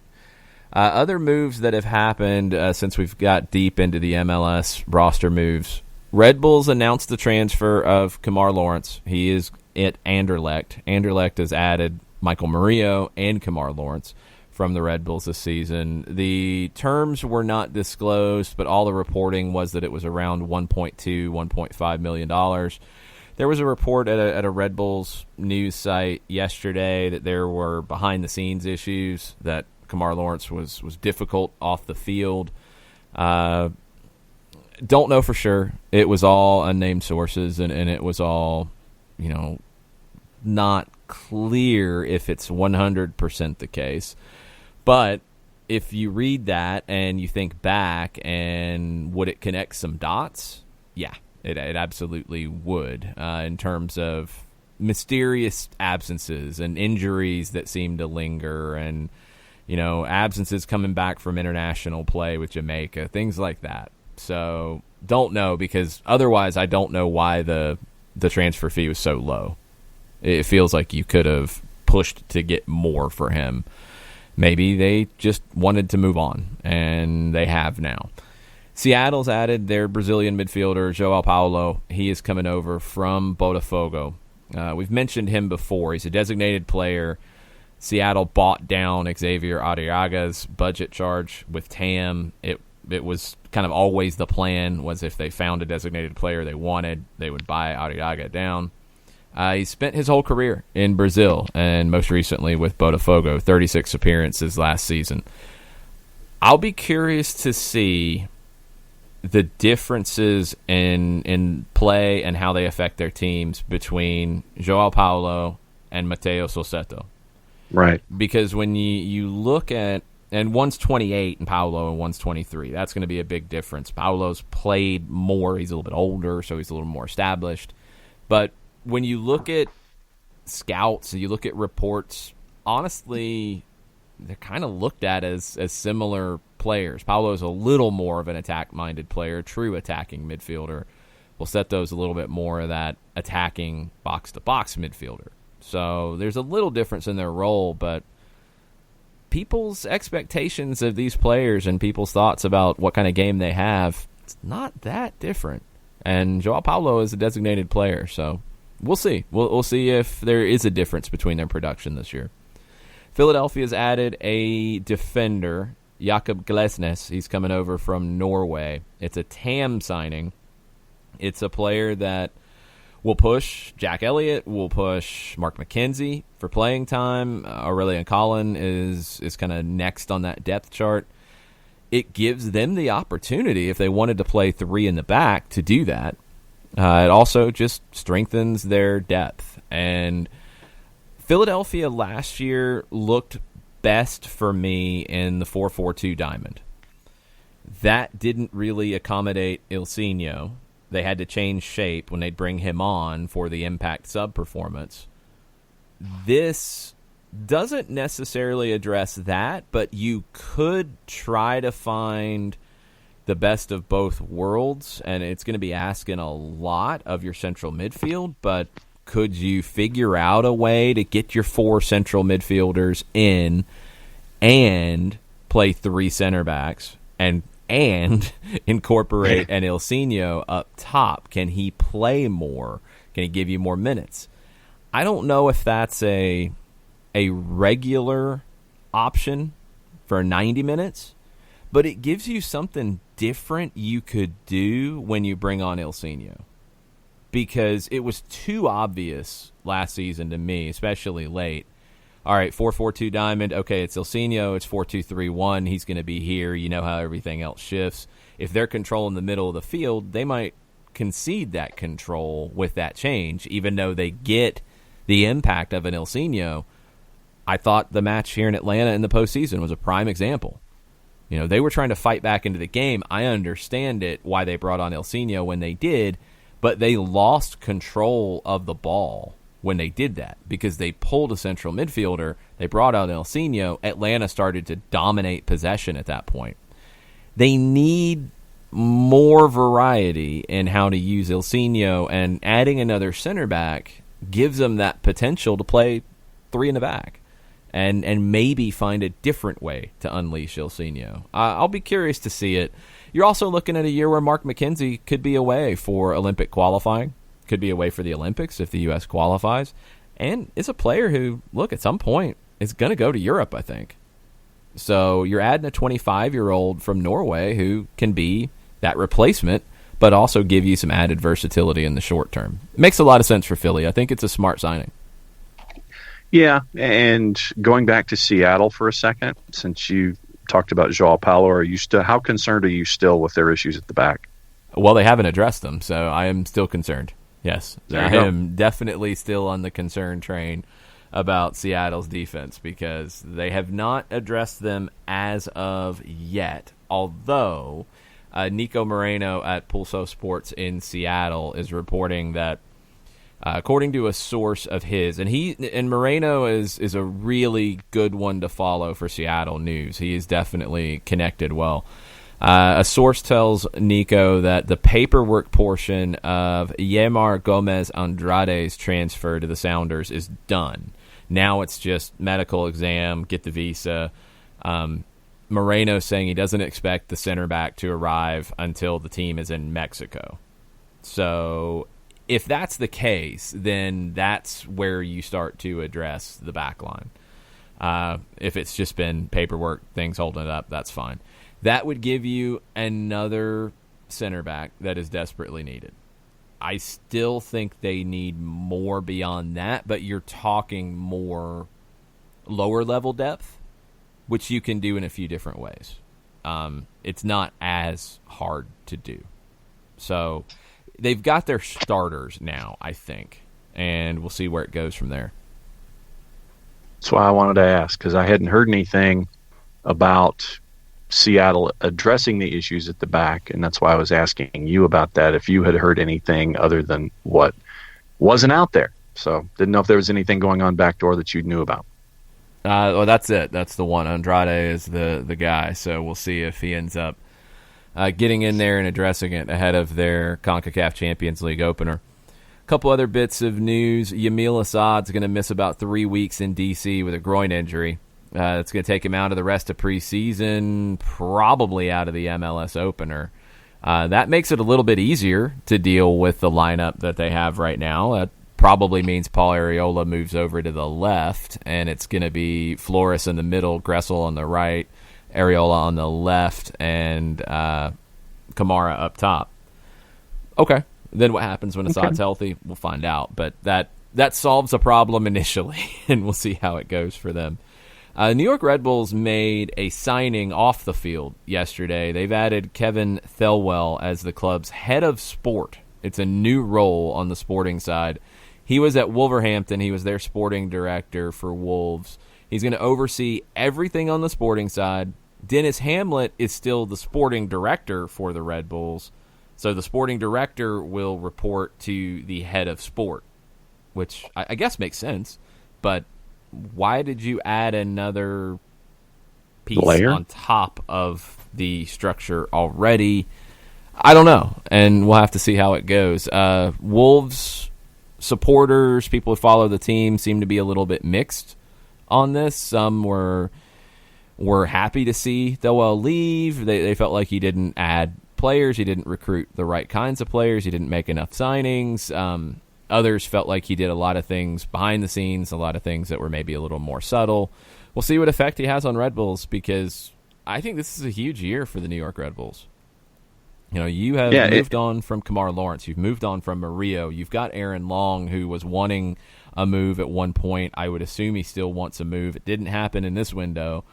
You've moved on from Bradley Wright Phillips. You've moved on from Luis Robles. It's a very different team, although it kind of has the same Red Bulls feel of interchangeable parts. And can you lose that much talent and just replace it internally?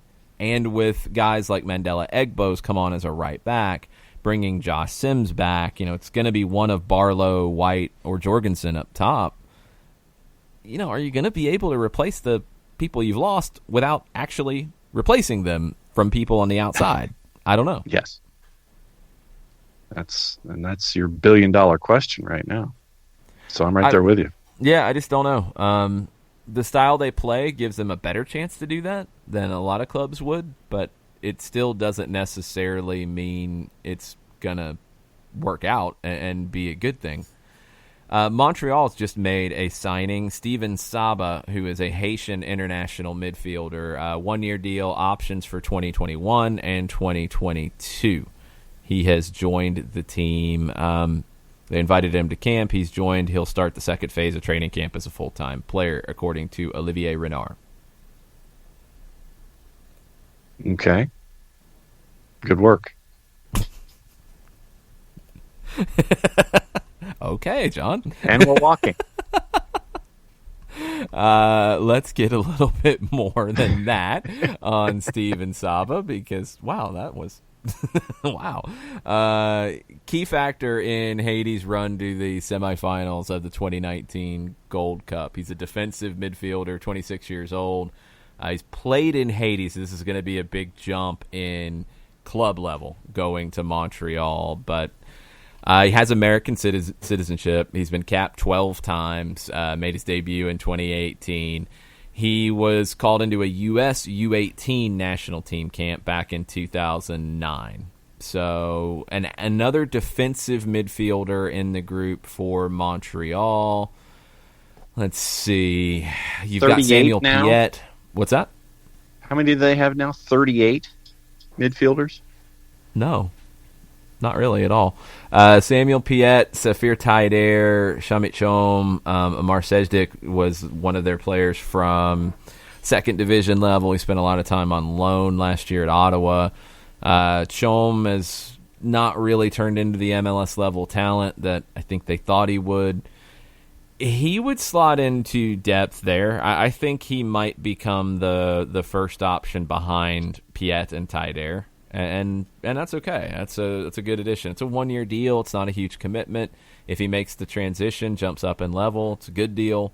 Otherwise, you haven't really risked too much. So you've added more depth in the middle of the park if you're Thierry Henry. I'm still so concerned. I mean, Montreal right now, I still have more questions than I do answers. I really do. What are your other questions? Okay. I mean, with the questions surrounding the offense, I mean, who are you going to be relying on as the guy if Piatti doesn't want to hang around anymore? We know that Piatti wants to go home, and we're trying to figure out the where. Well, who's going to fill in for Piatti that? wanting to go home is a little up in the air as well. Like the reporting around Nacho Piatti has been bizarre. It's like he's gone. He's not. Now he's going here. Now he's going here. No, he's not, he doesn't want to be back. His family wants him to go home. No, he wants to be in Montreal. He's going to go to Bonfield. No, he's not. He's going to go to San Lorenzo. Nope, San Lorenzo doesn't have the money. He's going to go to Boca. Well, offer hasn't materialized yet. So, don't know. If he's not there, it's Romel Kyoto or it's Lassi Lapalainen. I mean, that's an easy one, honestly, and it's Balu Tabla on the right side. The question for me is, are they going to be better defensively with somebody pairing with Rudy Camacho? And I don't know if that's going to be 37-year-old Rod Fani, if it's going to be the player that they signed from the Canadian Premier League, Joel Waterman, Karifa Yao, if he's going to step up and be that guy. I don't have an answer there at all.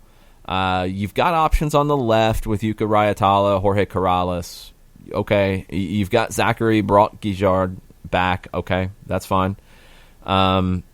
You brought Balou back on a permanent. I've always liked Balou. The couple years at Barcelona B really didn't help him because he just didn't play much. So he's got to get back to a rhythm. Right. Bojan, I thought, looked good when he came in late last season. I think a whole season under his belt, he'll be a top player in this league. They've got to get goals from one of Maxio Durruti, Orji Okonkwo, or Anthony Jackson Amel. One of them has to break out, and I think if any of them are likely to, it's Okonkwo. He's an explosive player. I thought he looked really good out on the right, but this year I would like to see him through the middle. And if they're going to play a 4-2-3-1 like they typically do, the back line question marks, but the front six, Samuel Piet, Safir Taider, that's a good duo. On the left side, it's one of Piatti, Kyoto, Lapalainen. Okay, that's good. Right side, Balou, or maybe Kyoto, or maybe Lapalainen if it's Piatti on the left. Okay, you're good on the wings. Bojan as at number 10, or second forward, however you want to look at it. And I would go Okonkwo up top. I think he has the most upside. And I've really liked Maxio Durruti, and I like his game, and I love his work rate, and I love his attitude on the field. He just hasn't produced enough goals, and it's been a consistent thing for him. So I think it's time to turn it over to Okonkwo and start him from day one as the man, the number 9 for this team. And if that's the case, that front six is good. Now, the questions about Montreal defensively is definitely one. Can Evan Bush have a better year? Last year wasn't a great one for him, but he was under siege most of the time. And Thierry Henry. I mean, is he going to push the right buttons with this group? Is he going to get the most out of these players? Is he going to alienate guys? Is it going to go south like it did for him in France? I have more questions off the field than on about the impact. Yes. Thierry Henry with what didn't happen in Monaco and all the attention that was there. It's like, okay, he's going to be the second coming, and that's the best way that I could probably describe what happened in Monaco with Henry. I mean, okay, so now he gets a new start here. How is it going to work? And then if things don't work well, say the first half of the season, does Joey Saputo do something that he probably shouldn't and tries to upset the apple cart in some way? I don't think he would with Henry, and I think it would be far more damaging to do it with a person of Henry's stature. I think it's one thing if it's, a manager doesn't have that worldwide headline appeal. If you run Thierry Henry quickly, that's going to be headlines around the world, and not the headlines you want for a club. Nope. So I would think that doing this means you're committing to Henry for minimum of a full season, and you should. I mean, I think it'd be silly to run him quicker than that unless things really get bad with him and the players, and you wouldn't expect that to happen. So I think he's there for a year. I just don't know if he's going to be the right fit to be successful as a manager. And we'll have to see if, this is a guy who thrived on ego as a player, and it's one of the things that made him an amazing player and one of the best we've seen in, recent generations. Sometimes ego can be a difficult thing for a manager. We've seen it get out of whack for some. And can he manage that? Because it's not about him anymore. On the field, yes. Off the field, no, it can't be. And can he manage that? Because there were a lot of things said about his time in France that made you think that he really couldn't. Now, he also spent time successfully, by all accounts, as a number 2 to Roberto Martinez with Belgium. Right. And to be a number 2 means you do recognize that it's not about you and you are secondary. Now, being the manager, it's more about you. It's still not all about you. And can he balance that? That's the biggest thing I have. And the video that came out yesterday, a lot of people thought it was really cool, and he flicked the ball up and did, what Henry does. I mean, he's got unbelievable technique. Slices the ball at the outside of his right foot into a little goal and jogs off the field. Really cool little video, but that goes back to the questions about ego. And that goes back to is this going to be all about Thierry Henry, or is it going to be about the players on the field? And if things don't go well, what's the reaction from Henry and what's the reaction from the players? Those are the things that I'm waiting to see with Montreal. I think the team's okay. I think the midfield and the front can be good if somebody can find goals. Defensively, you've got to be better, and I don't know if you've truly addressed it in the best of ways. And, we'll see what Henry can do tactically. Can he make the right changes? Can he manage this group? Can he get the most out of a guy? I mean, if you're an Orji Okonkwo, you should be thrilled that Thierry Henry's your manager, because you would think that he would be able to pull you aside and give you little pieces of advice and little nuggets of experiences that he had that you're not getting anywhere else. Right. That should really help unlock him. Maybe it helps unlock a Max Urruti and other players in those roles. It's just a fascinating hire for so many reasons. I don't think, however it goes, whether it's a success because Henry has learned from his failures, or it's a failure, I don't think it's quiet. I don't think any of it happens quietly. No. I think it's going to be a very interesting watch, the Montreal Impact in 2020. And for me, I'm also looking at the notion of, okay, you have this tremendous athlete. We've seen it in other sports where you have this tremendous athlete, tremendous pedigree, tremendous history. Is his expectation of his players matching him mentally? It's like, okay, well, I want you to play as well as I did, and so my expectation level is that you're going to be playing like me. And are you making sure that they play like themselves individually and not like Thierry Henry? Do you understand what I'm saying here with the level of expectation? Yeah, I would hope that players don't think they can play like Thierry Henry, because I don't know. But just the notion of you have this self-imposed idea of how you should play. No, and I don't think it's that from the player side. I think it's the reverse. I think the question is, can Thierry Henry adjust to players who can't play like Thierry Henry? And that's what's hard for top players, because for Thierry Henry, for Diego Maradona, for Zinedine Zidane, who has been able to do that, these are guys who it came natural for. A lot of it was instinct. Like, can Diego Maradona explain what he did when he scored the goal of the century and dribbling past 7-8 players? Probably not. Like, he can't break that down and say, if you do this, and then you do this, and then you do this, this is how it goes. No, you just do it because you're that freaking good. The question is he going to have that expectation of a Orji Okonkwo that he should be playing like I did? No, he's not the same player. Right. Balou is he going to get frustrated because Balou is not at that level? And that happens sometimes. Not always. There have been plenty of stories of great players who became great managers. Johan Cruyff is a prime example of a player who it came naturally for, and he became an incredible manager at Barcelona and really helped to launch a style of play that has defined the club. Franz Beckenbauer won a World Cup with West Germany, won a World Cup as a player with West Germany. There's plenty of success stories in that, but there's also plenty of failures. It's just not an easy transition. So I don't think it's the players who are trying to impress him as much, unless he gives them the impression that they need to. I think it's more of, can he accept that he's got players that are not as good as he was? Right.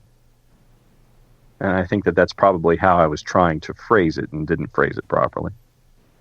Yeah, I don't know. It's going to be a fascinating story in Montreal this season. Another one to take a look at, the business impact of Chicharito signing for the LA Galaxy. We've mentioned the tickets that have been sold. The 2 weeks since he's arrived, 750 new season tickets, and they had a lot of season tickets to begin with. 2,500 individual game tickets, season ticket renewals, record 85%. This is where you start to see the big worldwide effect of this. The impressions of the announcement of his arrival on social media, over 15 million. Over 1.3 million engagements, over 3.6 million video views. Launch video views total, just about 2 million. 35,000 plus new followers. Over 138,000 page views. I mean, stuff like that. Compare it, and this is how you can get a sense of Chicharito's fame. So that announcement happened on January 21st. 46,800 posts about it.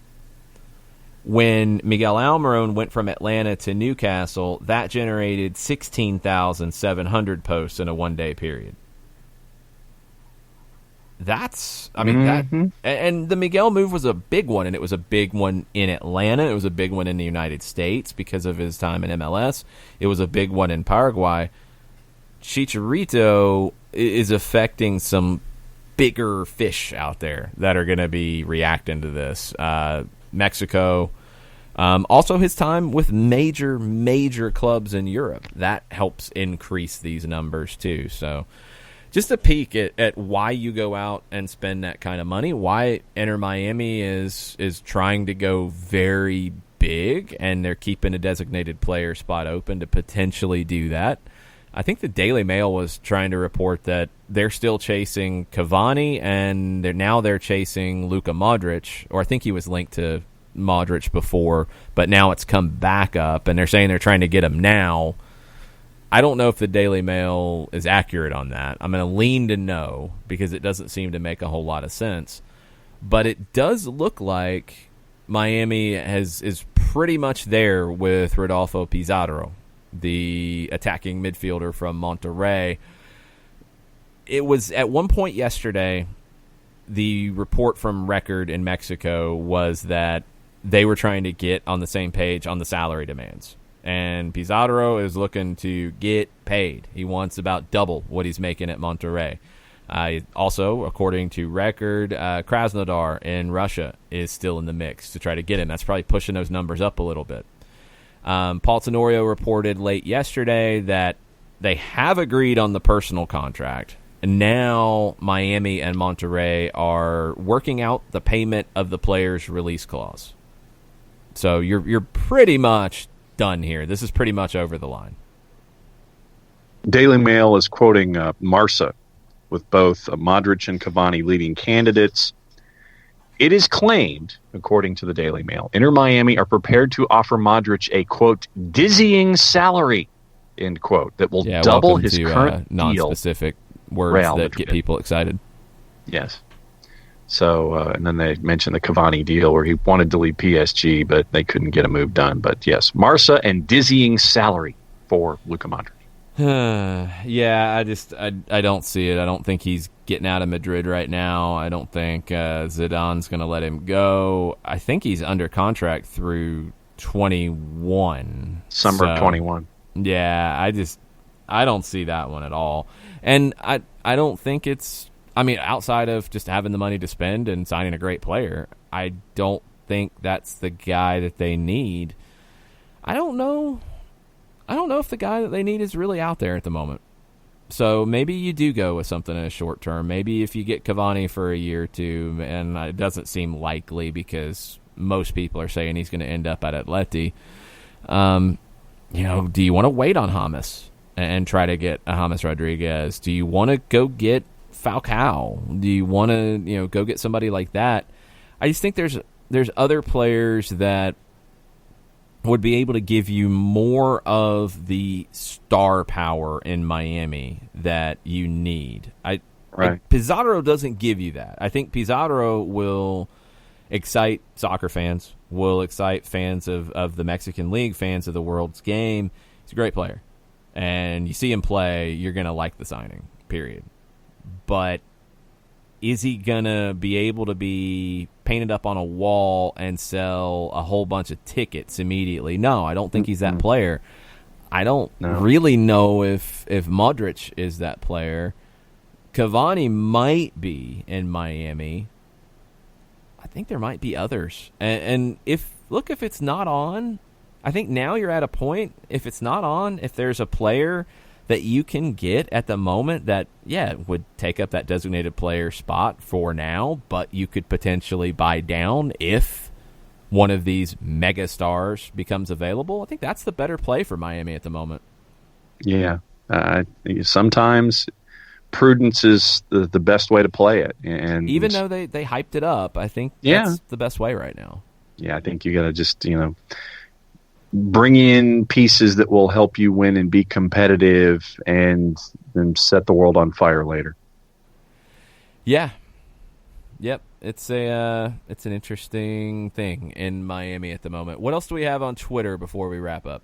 We have some Twitters. Okay. And if the computer were to behave, I could actually read them for you. Always blaming it on the computer. Yeah, like pretty much. Person. Well, considering that it has blaming something else. Always has my stuff. I don't think you have the facilities for that, big man. You don't. This shocks you? No, it's completely understood at this point. A couple of questions from James McClatchy, actually. What's up, James? One, he wanted to know if there was any way for Atlanta United fans to get tickets to the matchup against Motagua at San Pedro Sula. I would check with the team, actually. Yeah. I don't know. I don't know if they are organizing away support. I haven't seen, but I also haven't looked for it from the different supporters groups. So if anybody out there listening has information on it, tweet at us and we'll pass it along to James if he doesn't see it. I have not seen anything specific on that as of yet. And James also wanted to know if Joseto spoke English or Spanish.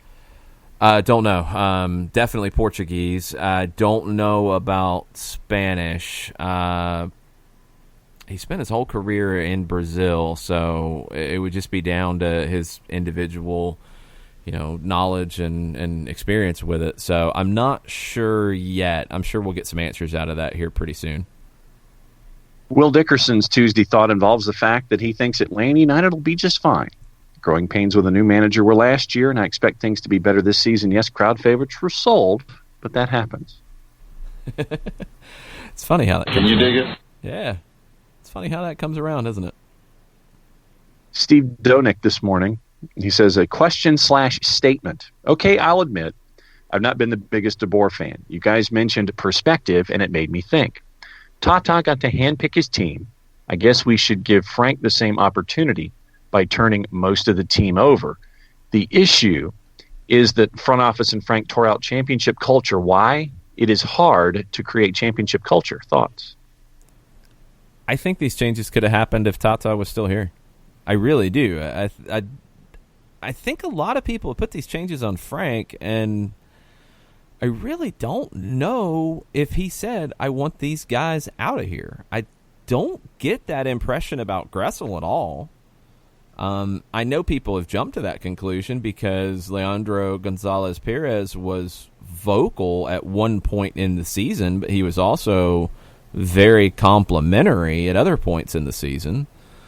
I think the assumption about Villalba is because he didn't see the field a ton last year.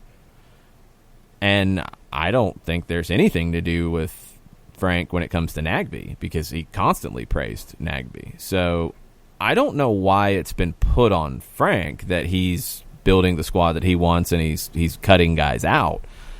I think they're all in interesting situations. I mean, Nagbe wanted to go home. Nagbe wanted to go to Columbus. He turned down long-term deals. He is back where he is comfortable. Okay, you made that happen.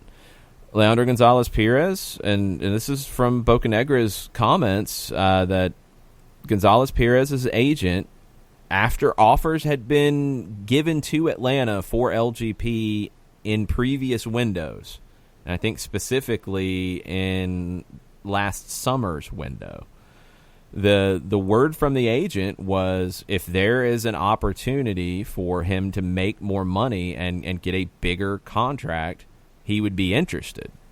And you would assume that that's what happened in this situation. Gressel, we've went through a million times. In a few years, I think you'll have a sense of if that contract that DC is reportedly signing him to, $700,000 plus for 4 years, I think you'll have a better sense of if that's the right number. I think it's a little high. And I think part of the reason it's a little high is I don't think DC's going to put him in a position to get the best out of him. So could Atlanta have done that? Yeah, but I think they would have had to build the team in a lot of ways around Gressel. And I don't know if he's a player that you want to build the team around. So you set an evaluation, and if somebody else values him at a higher number and he wants to go, then that's what you have to do. Villalba was one that a lot of people expected. I think it was just time for a change for him. I think the lack of consistent good health and some poor performances at times just kind of put the writing on the wall. I think they're all different. And I don't think any of them are specifically Frank saying, I want to build the squad my way, or I don't want these people here. Like, I don't get that impression at all. So I do agree that, one reason it was in a lot of ways easier for Tata Martino was he built the squad from scratch. There were 5 guys under contract by the time he arrived, maybe 6. And a couple of them you barely saw. One of them you never saw. So he pretty much got to build it. And he said, I want to build it around Miguel Almiron. And that was it. And you built a team to get the best out of Miguel, and it was built around him, just like LAFC built around Vela. It's not easy, but it's easier because you have a blank slate. I don't think that's necessarily the issue with Frank. I think it's just, look, you're in year 4. Contracts come up. You got to make hard decisions. Do you want to pay guys money based off what they've done for you in the past? Or are you paying guys or making offers based off what you think they're going to do in the future? And that's what I think Atlanta's done. And when you couldn't find the number that made sense to keep some of these players, you then had to flip and get what you could in return to strengthen the team. And I think you've done that. So there is perspective needed for sure, but I just don't think this is on Frank saying I don't want these guys here, and I don't really know why it's all been lumped together because they're all so different. They're all different situations that I don't think have that many similarities. Ricky Ricardo, once he remembered to tag the show. In honor of the big announcement yesterday by Atlanta United's Ben's brethren, I imagine this is the Vic Beasley announcement. What player from a team you pulled for were you excited or ready to see leave? Hashtag rise up. Hashtag Tuesday thoughts. I give you an ownership group. I won't give you a player. Okay. Atlanta Spirit. Well, yeah. A little bit different to get the ownership to leave because usually either the team is sold or the team is gone when that happens. And I'll give you a current example, Ricky. Pretty much every veteran right now for the Los Angeles Kings, they need to go and have better homes.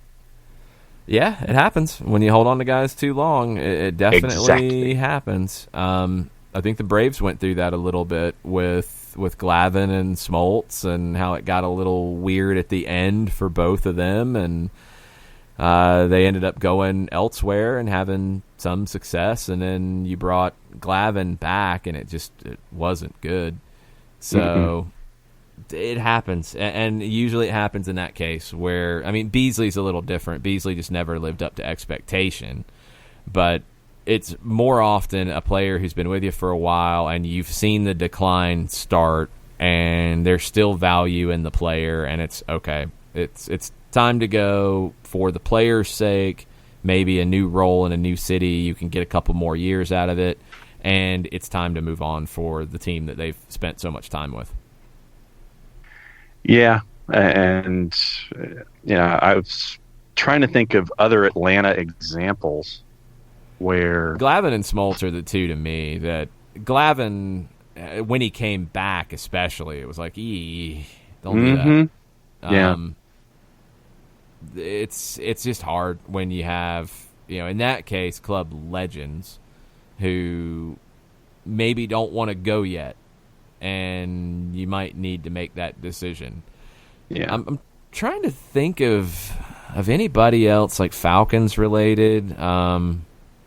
Maybe the last year with Michael Turner was one where it was, you could see that it's just not the same. This is it's time. Maybe that last year that Michael Vick was breaking in, but it was still Chris Chandler, and it was like, okay, it's probably need to time hand over the keys. Yeah. So there's been a few. With Atlanta United, I don't think you've really had that. I know some have said that about Villalba.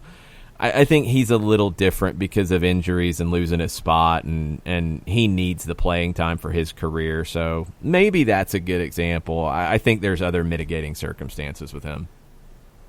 Yeah, I was trying to think of other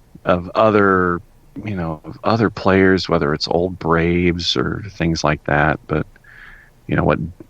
maybe Dale Murphy when he was traded to Philly and you saw him in Colorado. I don't think maybe it was time for him to go at that point, other than you had guys coming up that you had to create room for. Phil Niekro, maybe? Well, Niekro could probably have pitched 20 more years with a knuckleball, so I don't think that would necessarily apply. Murphy isn't bad, but I think it's a little different in the reasoning because you had guys like Dave Justice coming through and Ron Gant, and they needed to play.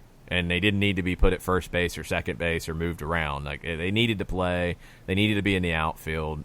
It was time, and it was sad because, I remember that as a kid. Dale Murphy was my hero as a kid. And to see that happen, I didn't necessarily get it at the time. Now it makes sense, and I understand it. And he had some decent years when he left, but nothing spectacular. It was definitely on the downside. John Koncak, maybe? John Koncak was never good, was he? No, but you signed him you called him John Contract, and then finally when the contract was done, it's like, okay, go to Orlando. Bye. Because you signed a bad contract. That's why people wanted to see him go. You signed him for a crazy amount of money, and he never lived up to it. That's probably closer to Vic Beasley. Although Vic Beasley actually had a really, really good year where he was one of the best in the league at his position. John Koncak could never claim that. No. 6 years, $13 million in the 1980s. Oh, no, it was a stupid deal. It's a deal that people make fun of and still make fun of. So, of course you want to see him go because it's a horrible deal. I'm trying to think of others, but yeah, it's... Okay, what else do we have on Twitter? I think we've got... No, we're short of examples. Short of one thing from Shiva, we're pretty much caught up. Okay. Let's see. And Ricky Ricardo comes back in with one more under the buzzer. Shiva says, if anyone thinks the championship was torn apart, I have one thought. In my opinion, the team won a 2018 championship will probably not win another one. You have to change things to create hunger. Yeah, you do. And that's a key element here is... If you just keep the same group together year after year, at some point it gets stale. Do you get a second championship? Maybe. Although you don't see many repeat winners in MLS. You don't see many repeat winners in a lot of leagues. So you have to freshen it up. If you just keep the same group, they're getting a year older and the motivation might not be quite the same. So I agree with that. Did you have maybe a little more freshening up this year than you would have expected? Yeah, because I don't think the expectation was for Leandro Gonzalez-Perez to not be here. I think the expectation was for him to be a big part of this back line. But a deal came that made sense for all parties. So you moved on and you brought in a player in Fernando Meza who I really was impressed with on Saturday. And I think will give you something different defensively and could give you something that makes the overall group perform better. And then Ricky's last one under the wire. Any info on what time the New York Fashion Week MLS kit unveiling will be? I haven't seen much. I don't know if I've seen the time frame of it yet. Let me see if there's anything posted real quick. Okay. over at MLSsoccer.com to be showcased in Wednesday presentation. Lots of people don't know what time. That would probably help. Wednesday night, it says. A special cast will do the honors by donning the new gear of their MLS club, including Houston Texans wide receiver DeAndre Hopkins, actor Colin Hanks, pro gamer Ninja, and LA Galaxy star Javier Chicharito Hernandez. So they get Chicharito there. List of celebrities with more to be announced: Alexi Lawless, Boston Scott of the Philadelphia Eagles, Colin Hanks, DeAndre Hopkins, Dude Perfect. I don't know anything about Dude Perfect. Sorry. It's a team of... You don't know about Dude Perfect? You know what you read. You don't know anything about Dude Perfect. Don't lie to people. I've seen Dude Perfect, and they do some really wild trick shots, and I don't know how they make all their trick shots. Personally, I think some of it's edited together, but that's just me. Now you're questioning Dude Perfect's integrity. Wow. One of the most subscribed YouTubers and most viewed channels. Jack Jewsbury, MLS great. Cool to see Jack Jewsbury get the play here. Jacob Tremblay, Canadian actor. Jaime Moreno, MLS great. Chicharito, Michael Jordan, Canadian R&B duo. Mike McGee, MLS great. Murs, LA rapper. Ninja, professional gamer. And probably Atlanta's representative, Trinidad James. There was a certain song, All Gold Everything. Yeah, don't know Trinidad James. Wow, I'm blown away by that one. Hashtag sarcasm font. I am absolutely blown away. We have been hoodwinked, bamboozled, led astray, run amok, and flat out deceived. It's true, Steve. The New York Knicks are terrible. He does say more than just the New York Knicks are terrible. He says a lot of teams are terrible. The NBA has some inner looking to do with their own personality.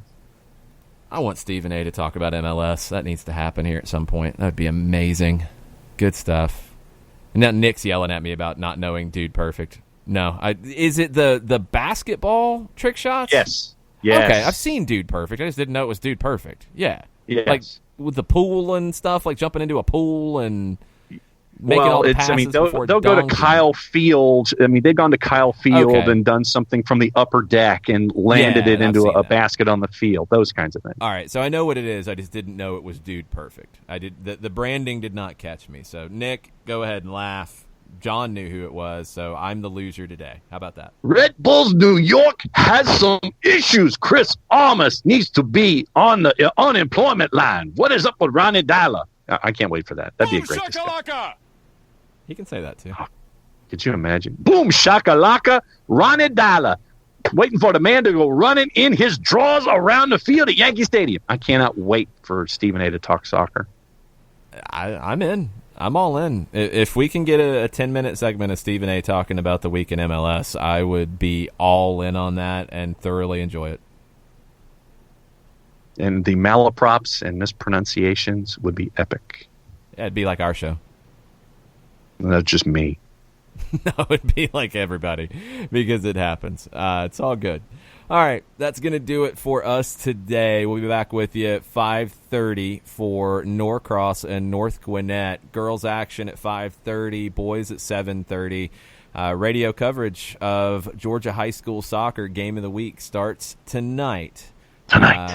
Exciting to get that started. Exciting to be able to cover a game that is really growing in the state of Georgia and a high school sport that I think in the next few years could be as big as any other high school sport in the state. It is growing fast, and it's growing in all parts of the state. We'll be trying to hit some of those parts of the state this season, but we're going to start up at North Gwinnett tonight. So if you're coming out to the game, come say hi. Otherwise, you can listen on the app. You can listen on soccerdownhere.net. And we'll be back in the morning with more news, with more rumors, with more innuendo, with more MLS, U.S. soccer, U.S. national team, all the stuff tomorrow morning. Until then, mucha plata, y'all. Mucha plata, y'all.